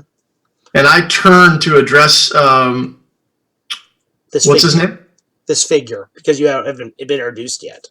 I turn to address Magnus's character here, and I say, "What were you expecting?" As he turns around, Tiskless, what are you going? What do you think he? What does he see? He sees a fairly well-built man, probably human, though it's hard to tell. Lithe but strong core. Under black armor, leather, that seems to be made almost of pure shadow. The edges are fuzzy, almost as if they're pulling and drinking in the shadows around them. And his hood gets pulled back, and you see him sort of adjust. It looked like maybe he had a mask of some kind, and he kind of pulls it away. And he looks very ancient Greece. Percentile to see if I recognize any of his features in Hades or Persephone. Yeah, go ahead and roll. not me, Extort. Not me. 34. Here's my mask. Anyway, yeah, you can see definitely, not Persephone at all, but definitely some of Hades' features in him. Okay. Meanwhile, Agrias, you're coming down the stairs, being led to that feel, that shadow, the sense of it, this walking shadow that is in the room ahead of you. You and Ultris are there. Go ahead, Rainmar. So Agrias and Altatrissa just entered the room. No, they're behind him. You can't see them yet. They're behind probably about 50 feet still. Your father told me to expect your arrival, that we would be as brothers. Oh, of course he did. That's more information than I had. Thank you. Well, make yourself at home. I get the feeling you're maybe more familiar with things around here than I am. Not anymore. But before. Rainmar, as you're talking, definitely. behind Geotiscus, you can see two figures walking, the silhouettes, because of the flame. The height and the weapons are consistent with Agrias and Altatrissa. Geotiscus, behind you, you can feel their presence of two creatures walking towards you that are suspended somehow in shadow. Abaraxis. Disappears, the fire. Are they approaching, and is their gait, the way their feet hit the floor, aggressive? No. Okay. I extend my hand. I'll monitor that in just listening to the sound of their feet hitting the floor to see if that changes to become aggressive at any point. But I won't turn around and greet them or notice them. Okay. Thank you, Mark, by the way. Agrias, you see Rainmar in the room with this figure that, as he described himself. And they are talking. They seem to be in a peaceable conversation. I extend my hand, actually. To Geotiscus or to Agrias? I'm not shaking Agrias' hand. He's lucky if I don't stab him to death. Okay. I take a few steps forward and take it, somewhat surprised. Okay. I'm Rainmar. Yes, you certainly are. And you are the wild light? That's what they say. It can't all be true, though. Don't worry. Altatrissa kind of circles, giving a wide berth around where Geotiscus is, and comes over to Rainmar's side with you in tow, Agrias. What would you like to do? As Altatrissa circles, I keep the point of my spear following her. Doesn't seem to say anything. Well, she doesn't want to. I greet you all. I am Geotiscus. Altatrissa, she says. The prismatic chrysanthemum. She holds out her hand to shake yours. When you touch her hand, it is cold, like the dead. Yet, she is obviously a creature that is made of at least some shadow. As is the man next to her. Agrias, and I hold out my hand. I shake it. Looks over at you, both. You're with him. I point at Rainmar. Oh, we're old friends.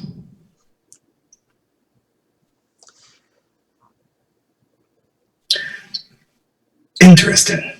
This is I haven't been here in a very, very long time. When was the last time? When I get my bearings and figure out when now is, I'll let you know. Understood. Can I? This is something that we're not unfamiliar with. Trissa looks over at Agrias and kind of smiles. The sense of time. You're in good company. I can tell. What might we do to make you more at home?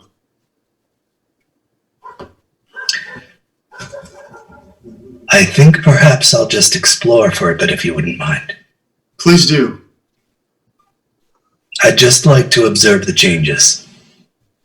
I think that would be best. If there's anything that we can do to make you help you acclimate, please let me know.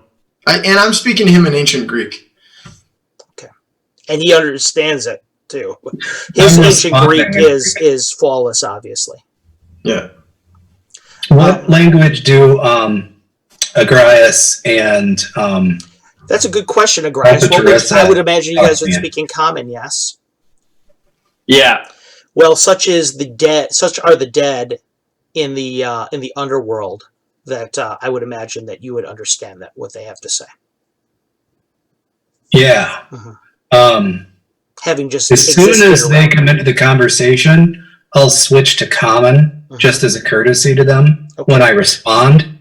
But I'll still appreciate the Greek that Rainmar is using. Yes. Jatiscus, please make me a percentage die roll.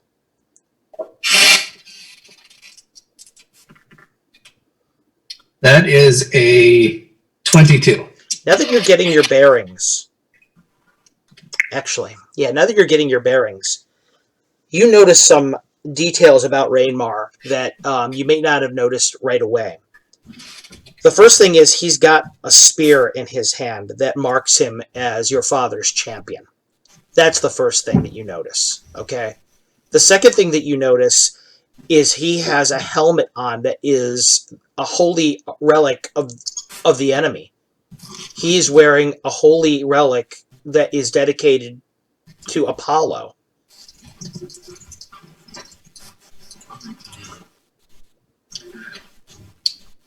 I take it you appropriated that for your own. I point at the helm. Well, I stole it from the Chimera's den. There's a dead silence from the ghosts in the helmet, Rainmar. It's almost like they don't want to say a thing. We have a small disaster happening here. Okay. Oh no. Get her going, buddy. Okay. We're saved. All right. Okay. So, yeah, go ahead. I stole it from the Chimera's den. And yet you already know that it wasn't the Chimera's to begin with. Well, makes it mine. You probably know this as the Helm of Apollo, but now it's the Helm of Rainmar the Wildlight. I was hoping you'd say something like that. Otherwise, I don't think it would match well with the temple. Your father is a dear friend of mine. You actually hear Rainmar. You heard, as soon as you said that, a chuckle out of the helmet. And it was not one of the ghosts. It was something that overrode one of the ghosts. Okay. Like a deep belly chuckle from someone that was not it was not Hades. Okay. Almost like sick burn, bro. Anyway. And can I guess at who it is? Yeah, sure. You don't even need to roll because of the gift that you've been given from Istus if you want. Oh no. You want to put that in your pocket? Yeah. Okay. I'm rolling. 52. One day I'll get you. I'll sucker you into something like that. Probably not. Okay. Yeah, you're pretty sure that was actually Hephaestus, who is present in spirit in the room right now, after your ceremony, who is taking your measure and the measure of everything that's going in around you, and he couldn't help himself. He got a little bit of a laugh out of that comment. Like, look at the balls on this mortal. You have no idea. I like this guy already. Yeah, he's kind of like, he's probably like, look, Aphrodite, look at this. And she's like, I want no part of you, you misshapen. Magus, I will admit that a lot of that trash talk was for your benefit. I know, but well, remember, I'm Hephaestus, those two, so he got a big belly laugh out of that. Okay. In the meantime, you guys are having this conversation. Yeah. And Geotiscus, you and Agrias, what are you going to be doing this whole time? You and Ultraturus are there. I look at Rangmar and tell him we need to speak privately if there's somewhere we can go for that. I put my hand on Geotiscus. How do you say the last part of his name? Geotiscus. Geotiscus' shoulder, and I say, take all the time you need. You'll be able to find me. I'll be around. And then if you need me, speak to any shadow. Including Agrias. Ultraturus kind of looks over at you, Geotiscus. She says, one day we must have a discussion of our own. I look forward to it, my lady. She nods. Rainmar, you and Agrias are going to go. Where are you guys going to go to have your conversation? Well, we can talk right here by the Shrine of Hephaestus. So there's no one here. So what's up? Talk to me, baby. It's cracking. I leave. Okay, and Ultraturus kind of looks at you, Agrias, as if to ask, should I leave as well? I give her a reassuring look, like there's no reason for you to leave. She just nods.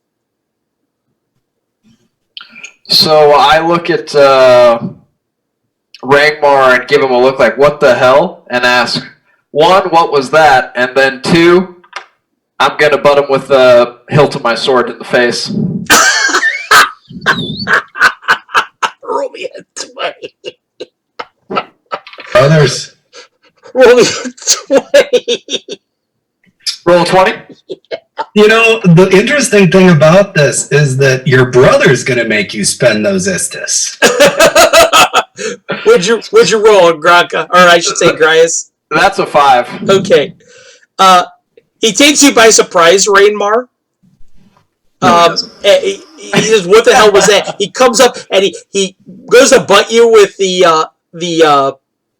sword, but you just kind of manage to get your spear up. Stop it. I said, and I laugh and I say, definitely before the end of the day, but I have something else to request of you now. Okay. Come with me, and we go looking for Norik. Okay. Going back to Procan's Eye.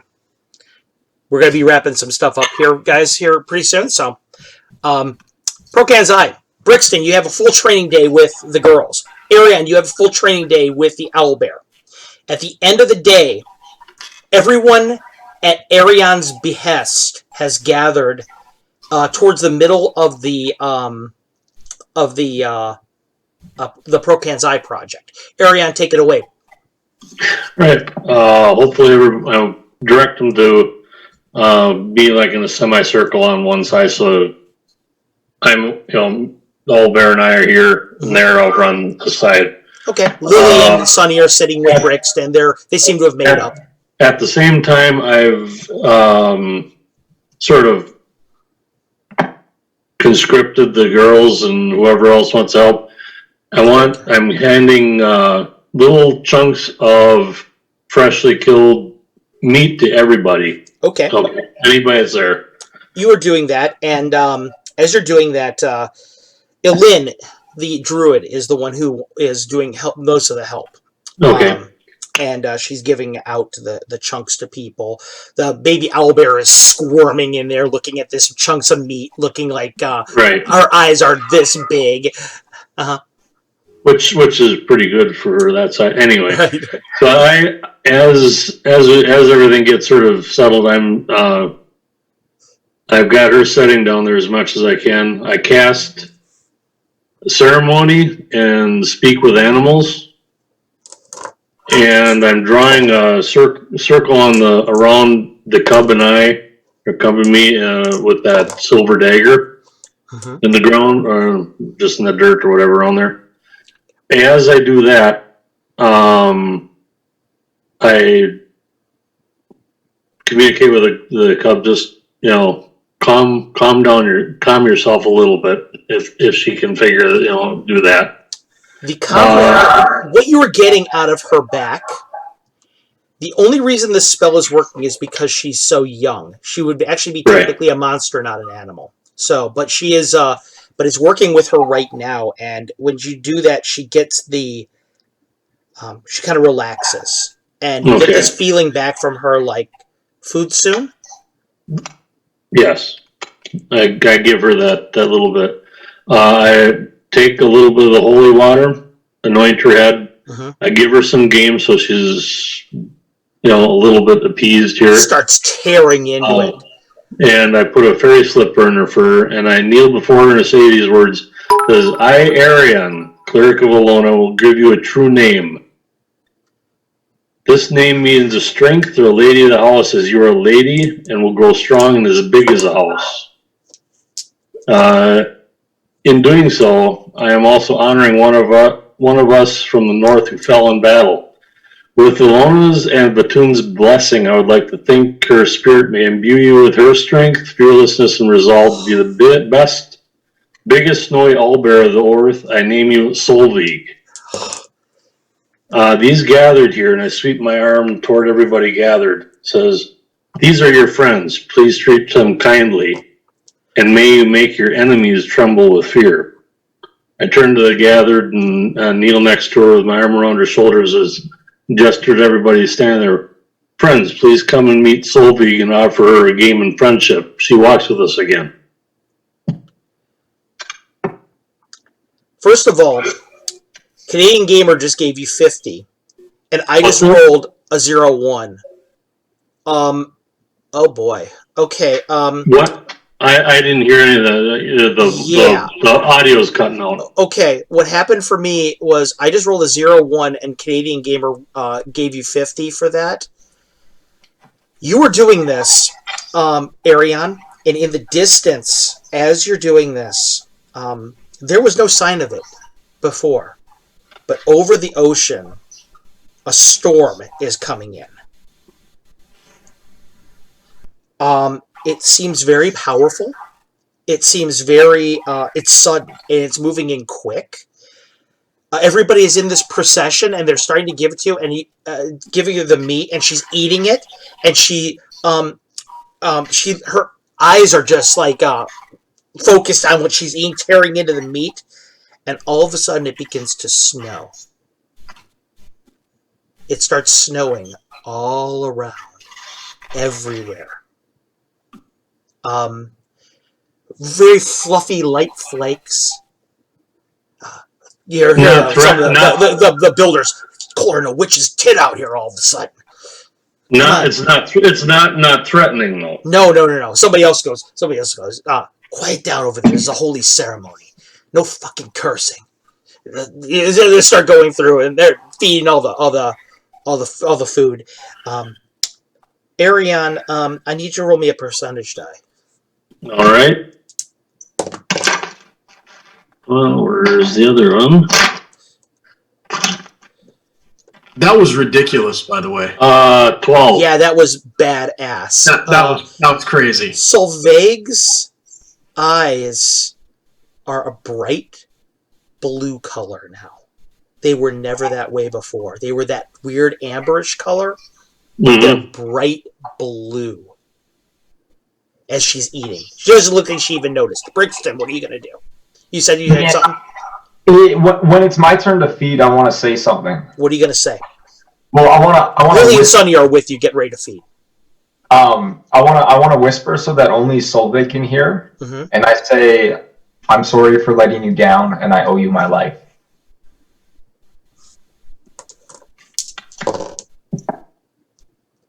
Wow. Okay. Wow. This I wasn't ready for this. Yeah. You guys are bum rushing the DM on this one, man. As you say that, You're hearing Lily and Sunny back over there behind you. Lily whispering in Sunny's ear, he's not going to feed you to it. Relax. We're all made up now. They're just kind of arguing back and forth as they usually do. As you give the owlbear its food, it was eating everything so voraciously. You whisper that in the owlbear's ear, it stops. And it looks you right in the eye, almost like it understands for a second, or it's curious. Something in it seems like it's peaked for a moment. And then it goes in and starts tearing up the food. But that split second, you felt like there was something there.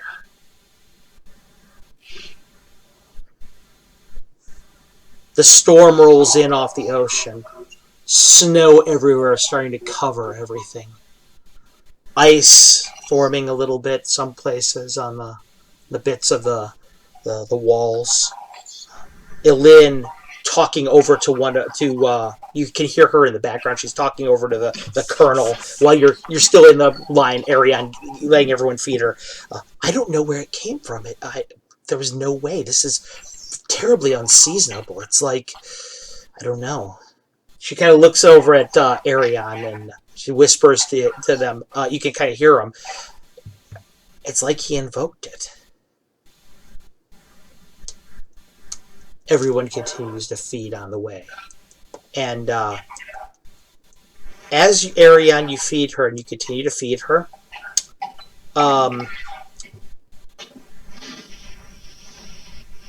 Everyone is done, and by the time the procession's done, she's covered, because you've held her in one place there, she's covered in snow. Okay. You can't tell because she looks like a snowball to begin with. Yeah, she's covered in snow. She kind of shakes it off, and her pelt is this snowy white color like a polar bear. She looks over at you with those blue eyes full of intelligence that maybe wasn't there before. Just kind of locks eyes with you, almost like wondering what next.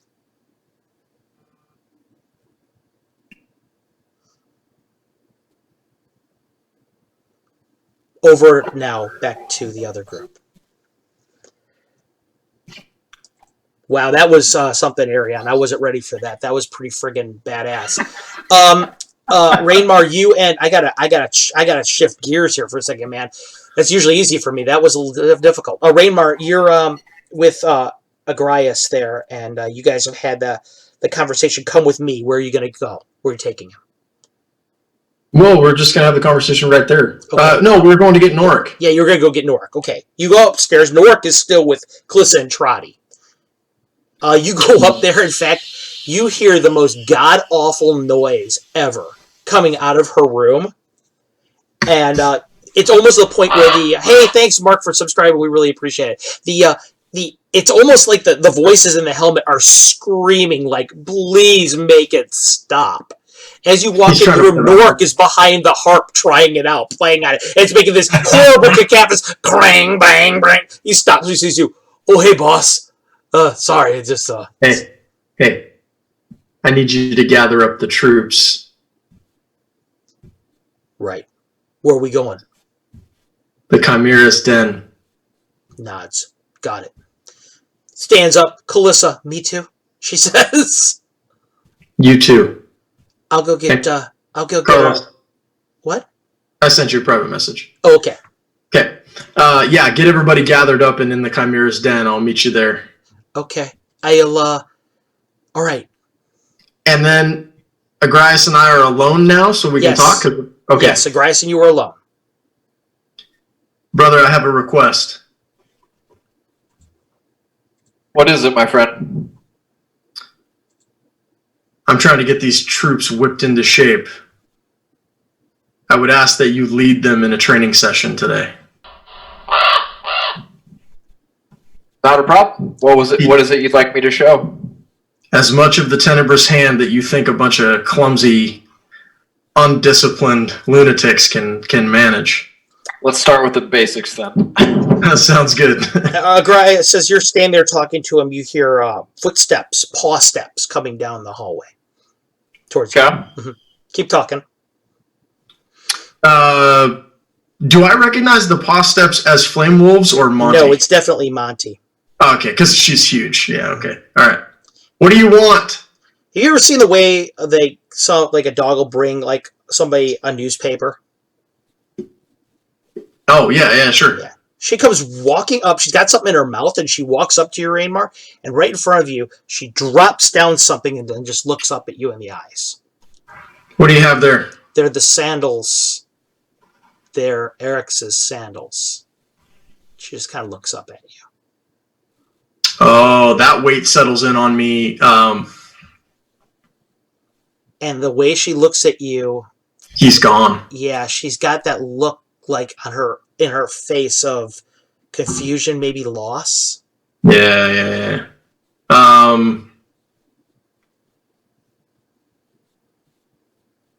I'll pick him up and put him in my hip bag. Okay. I'm not gonna put him on. It feels weird, but yeah, okay. We head to the Chimera's den. I guess. Geotiscus, you notice the procession of all these creatures walking through. You could hear them walking through the temple. I would imagine curiosity would have gotten the better of you. This place is full of creatures, okay, of the most motley kind you can possibly imagine. They've got these gigantic wolves in here. A couple of them are on fire. They're burning wolves. Do I recognize them? Are they something the burning wolves you do. The burning wolves you do. Yeah. They were here when this place was brought here. Yeah. Oh yeah. Yeah, these are the get of some of the Hellhounds of Hades summoned here. You can't believe they're still alive, to be honest with you. Well, I'm going to have to give them a pet later. And these weird bipedal creatures that are like half hyena, half human are striding down there. I'll stay in the shadows. I don't want anyone else in the temple to notice me yet. Okay. Okay, Rainmar, you and Agrias go down to the Chimera's room. And everyone is in attendance, meaning the monks of Zanye. Everybody's there, right? Okay, then I'll make a brief announcement. Training session today is going to be led by Agrias, the Tenebrous Hand, and I expect everybody to follow the instructions he gives, as you did when Sister Automina was running the training session. They all nod. A couple of the gnolls, as soon as you say that, you notice them kind of subtly move around the room a little bit. Nobody wants to stand next to the queen's daughter. Nobody wants to be next to her. Because she's looking around right now for a sparring partner. Yeah. She's just kind of, her eyes are sweeping over there, and she finds Calissa and Trotty. And she goes, okay. You. Okay. Calissa's like, me? You. So she gets partnered with Calissa. Then I put my hand on Agrias' shoulder and whisper, when you're done with the children, you and I have a rematch. Oh. And I walk out of the room. Geotiscus, you're over there watching this whole thing in the background? Yep. I'd like to be in the shadows of the room, just observing. You hear a voice behind you. It's not something that's spoken aloud. It's something spoken by the dead. And you hear the words, child of the wealthy one. Well met, a nod, and a bow. It's an ancient Greek warrior, Hellenic warrior. You recognize him. He was once the leader of all the guards that were here. Asperian is his name. Asperian, my friend. He nods. So good to see you. He nods at you. He says, though I apologize that you have not crossed over.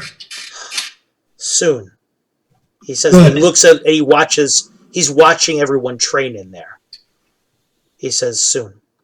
How smart you are to have found a way to build up your reward before crossing.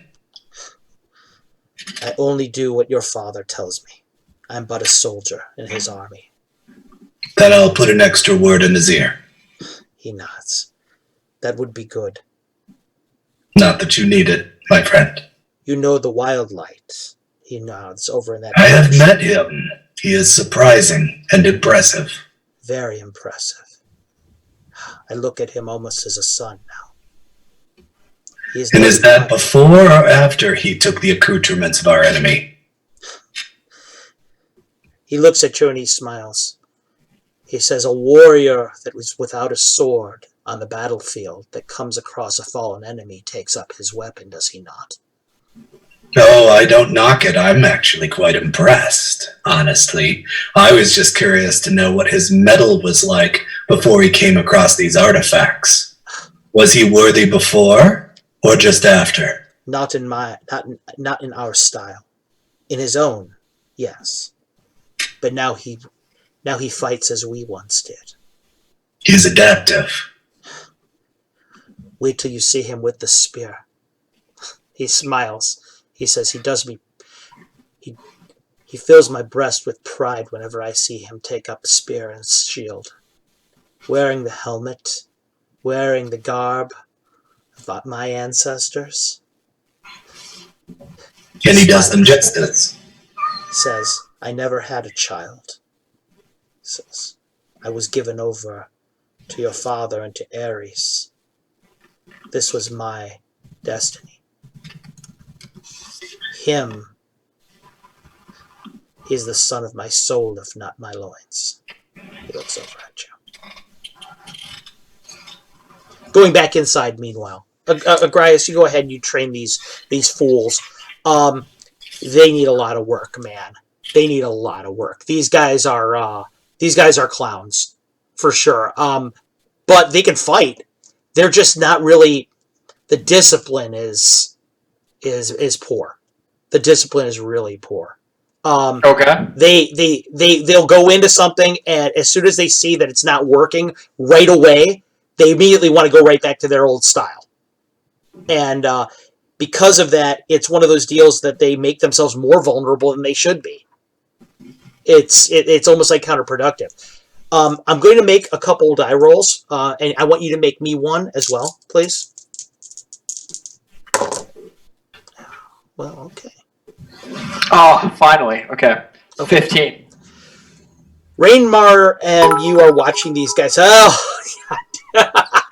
You guys are going to keep rolling high on this one. Okay.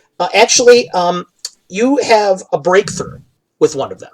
And go figure, it's with the daughter of the chief, of the Carrion Queen. She is actually able to mimic style pretty well. She's pretty adaptive. Much to Calissa and Trotty's chagrin, because she is getting knocked around by this girl. She's just so big and so strong that even when Calissa is in the right spot, she's going to wake up with some bruises tomorrow, boy. She's wearing that helmet right now that she's got of reading languages and comprehending languages and reading magic. And thank God for that. She'd probably have a crushed skull by now. Hey, Carlo? Yeah. Can I wait for Calissa to back away? Am I on? No, I'm not muted, right? No, he's not muted. Can I wait for Calissa to back away from the situation and then step from a nearby shadow, capture her with my hand over her mouth, and disappear into the shadow? Well, why don't you make me a die roll, and I'll tell you if you can do that. Please, percentage. You guys are training, and yeah, the Carrion Queen's daughter is really actually pretty good, Patrick. 16. Getting better by the day. Okay. Okay. You, I want to go to the library. Okay. You, go to the library with her, and you actually do pull her out. What will you do? Okay. She comes out of the shadow with you. The ghost of the librarian is there, as his daughters. They look at you like surprised. Calissa goes out of shadow with you, and she looks terrified, absolutely horrified, as you pull her away. I pull my hood back and take a step back from her, and I say, "There is nothing to fear." Okay, if you say so. This is your place, not there.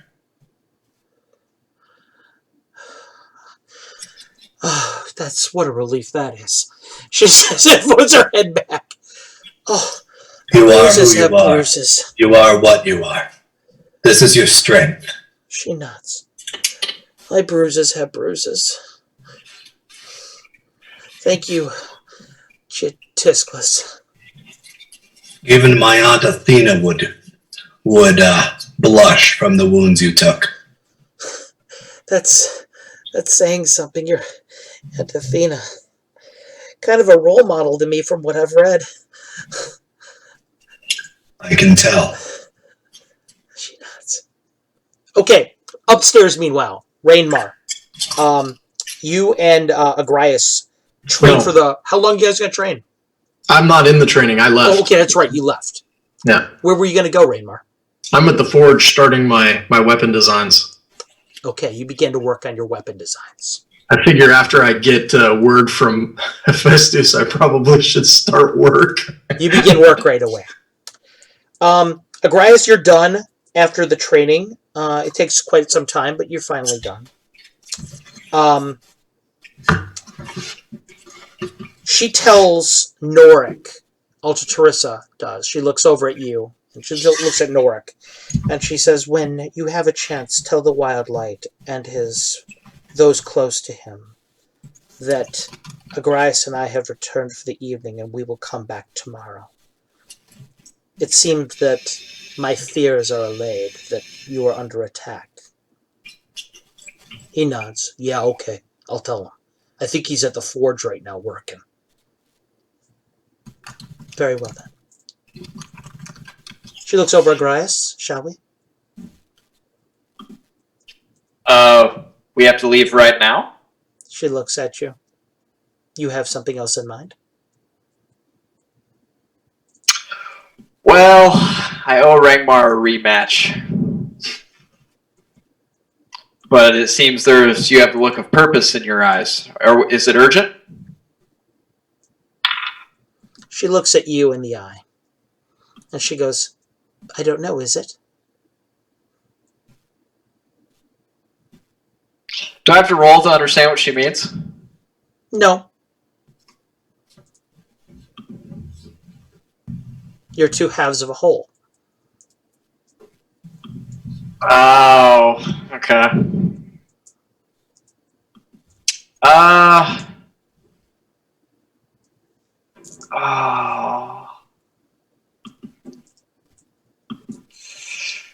Shit.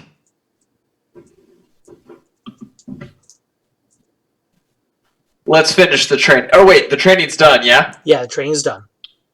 Damn. The gnolls are all kind of recovering from each other. The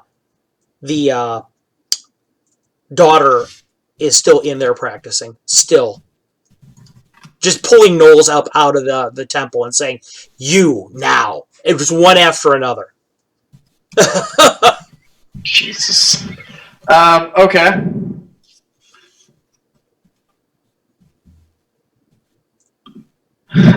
Patrick, what are you going to do?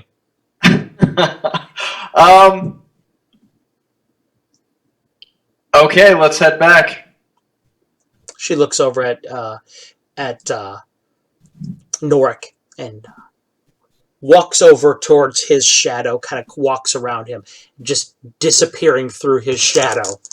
Both of you guys do. And you appear back in the Temple of the Citadel of Shadows.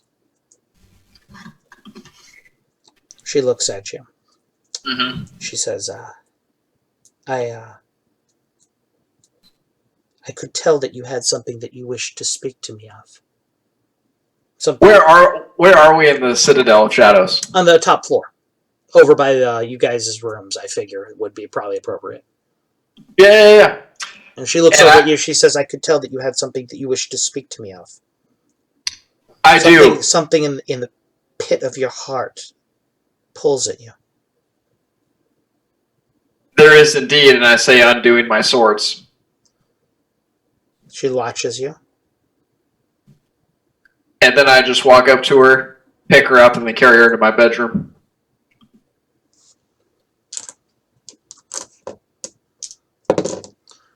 Alta Teresa looks at you in the eye. She reaches up her hand. She traces the side of your face and your jawline. Just like she's memorizing your features. Mm-hmm. Touching her.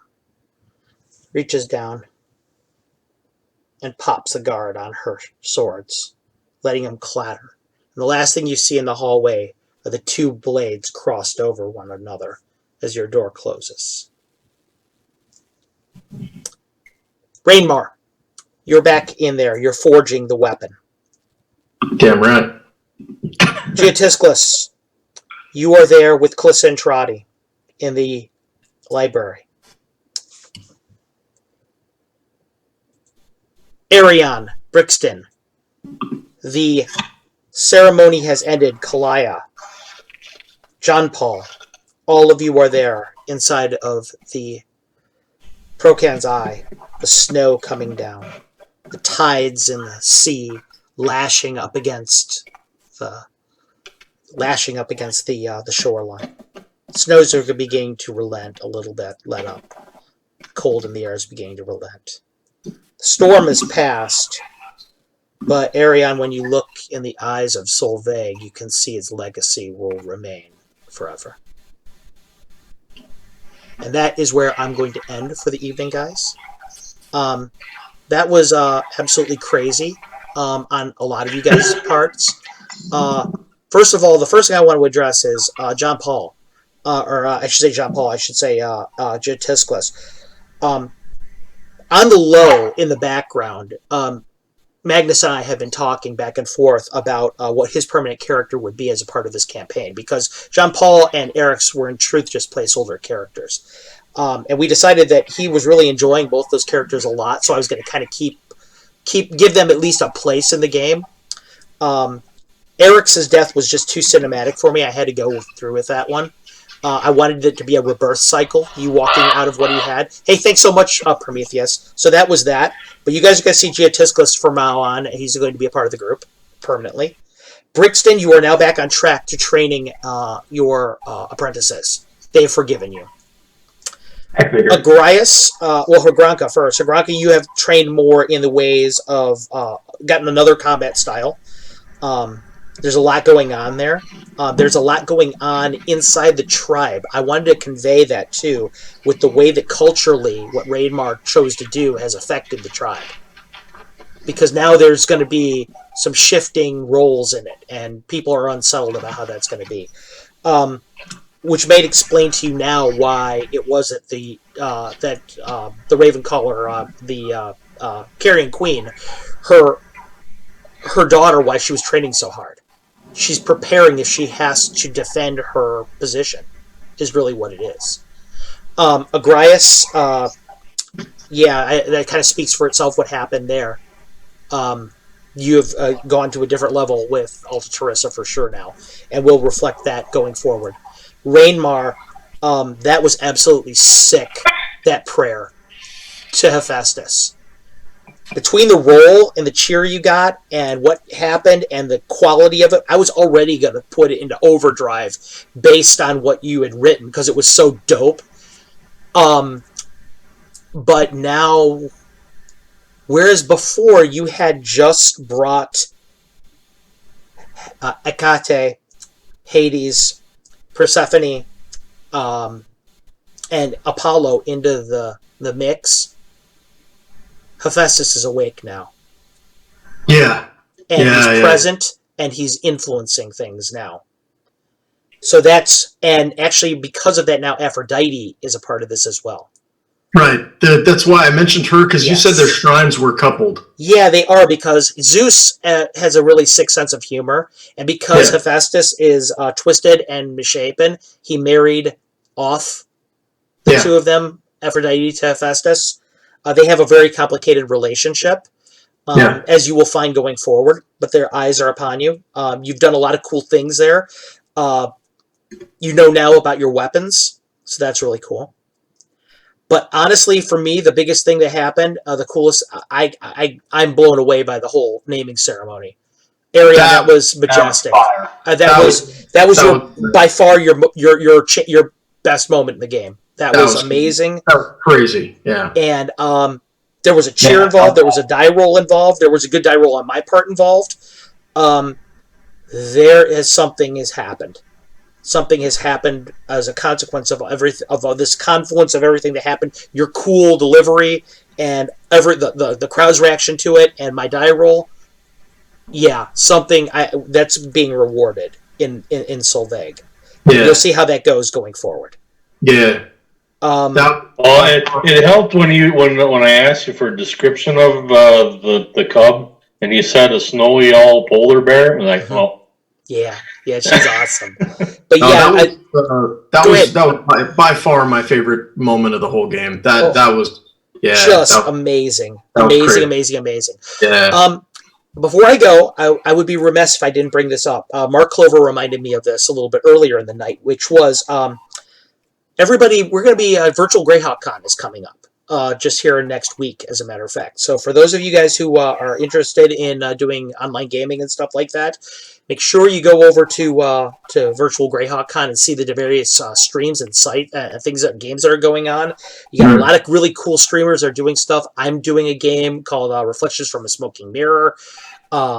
Some of my friends are doing games that sound like they're going to be dope.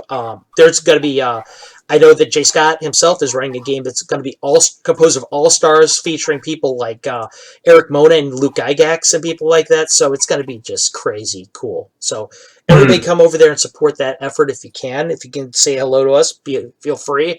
I'm sure my players will... I've got an all-star crew players, man. Alan Grohe is going to be in my game. Fire. So, I mean, Alan is one of my dearest friends and probably one of the guys I respect most in the Greyhawk community. He's a stellar Greyhawk, and man, his knowledge is so deep and puts me to shame every time I speak to him. We've had enough, Alan. We've had enough. Right? Alan's a champion in my totally. I think very highly of him. So you guys get a chance to see him. I know I'm pumping his tires like you can't believe right now. So, I can't wait to see that. And I'm going to be playing in a game called Dark Heart Strike that's being run by our good friend. They call me Tim from. And that you don't see me playing a lot of games. It's only people that I really care about a lot in the community. Like Jeremy over there ran a game that I played in, and that was really cool. I liked that a lot. I look forward to more of that from Jeremy in coming days. And I'll be doing something with Tim here where I'm playing a barbarian cleric. Cool. Yeah, I'll roll for the Barons, and it'll be, I can't wait. It's going to be really dope. And Brixton's going to be in that game. I almost forgot about that. Matthew is also going to be a fellow player in that. So Fire. Matthew, that'll be dope. You and me get to play for a change together. It'll be cool. Yeah, I know. I'm pumped. Yeah, it'll be awesome. So guys, please take care of Lord Gasamba in that. Make sure you guys celebrate him. And this is his... Jay's done a lot for our community, okay? He's doing a lot to galvanize the community. He taught me a lot about streaming. I probably wouldn't be here in the capacity that I am if it wasn't for Jay. So make sure you follow and support his endeavor. He deserves it, and it'll do a great service to the Greyhawk community. And aside of that, we're also, the week after that, there's something called GaryCon Revel, Autumn Revel, that's happening. It's another online thing. It's GaryCon's online arm that they're doing some online gaming. David Aho, am I correct when I say that you're running a game for Autumn Revel? No, I'm not doing anything for Autumn Revel. I number one, I've got so much stuff on my plate. It's like I can't really spend the time to try to do understood. That. But I haven't. And the other thing is like it's a lot of that's what is it like? I'm guessing it's like GaryCon for the days, like Thursday through Sunday. I have no idea, quite honestly. But what I've done is like I've got my gold for the actual GaryCon in March. Yeah. And I've got hotel already set up in case I don't get into Grand Geneva, so at least I've got that reserved. So if there's anybody that I knew in our community that would be prepared, it's you. And I'm going with that one and just as a heads up for, I don't know if we're still live. We're still live, yeah. Okay. Well, I am planning on running at least one session of Carlos's mini module there. And I'm not saying which one it is right off the bat, unless you want me to. No. In any case, even if they know, I'm going to be changing it up a little bit. Yeah, anyway. go ahead. I don't care if you want to go. Say what it is. Go ahead. If you don't, so it's Heartless Maiden, and I'll be running 1E obviously, and I'm going to put it out there in case because I don't know her that much, but under your suggestion, maybe if Satine is willing.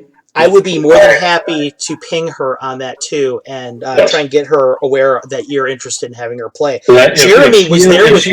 If she ends up playing in there, I have an idea. So. Jeremy and I was there with me when I gave her the module, actually. Okay. And so yeah, that was really it's something I wrote for Satine Phoenix as kind of a way to right an old wrong that I felt that was done to her as a player, or at least make something a little bit easier, a pill easier to swallow. So. Yeah, you guys check that out, David. David's another stalwart of the 1E community. So you guys definitely back his I've probably got at least 18 hours that I can probably plan to do. So you're ridiculous. Of various 1E Greyhawk stuff. I will let everybody know here live next time we convene based on what I plan on doing for Autumn Revel. I really don't know yet, to be honest with you. I want to be involved with it. I just don't know in what capacity yet. So please, everybody, tune in and make sure that you follow that up. But we're going to sign off for the evening, guys. Thank you so much for tuning in, everybody. Thanks for your cheers. Thanks for your support. I know the players loved it. The cheers are a big deal. They make a big difference in gameplay because the guys over here, a lot of their roles got kicked into overdrive by that, and a lot of cool things happen as a consequence of them. Like David's thing or Rainmar's thing, or they didn't even have to use the bonus yet. It was just seeing that you guys did that. I went ahead and put a little extra into what they had. So it's definitely appreciated, and it's definitely affecting things, and it helps us go forward doing Castle Entertainment stuff. So that's really cool. I'm Carlos A.S. Lysing. I'm the Dungeon Master of the World of Greyhawk campaign, The First Betrayal, and my players are David Aho, Ariane Marquesas, Jeremy Brazil, Raymar the Wildlight, Patrick Hope, Agrias and Kalaya, Matthew Lazinski, Brixton Beholder's Bane, Magnus Miller Wilson, officially now, Gia Tiskless. And for all you guys out there, you guys have a nice evening. Take care.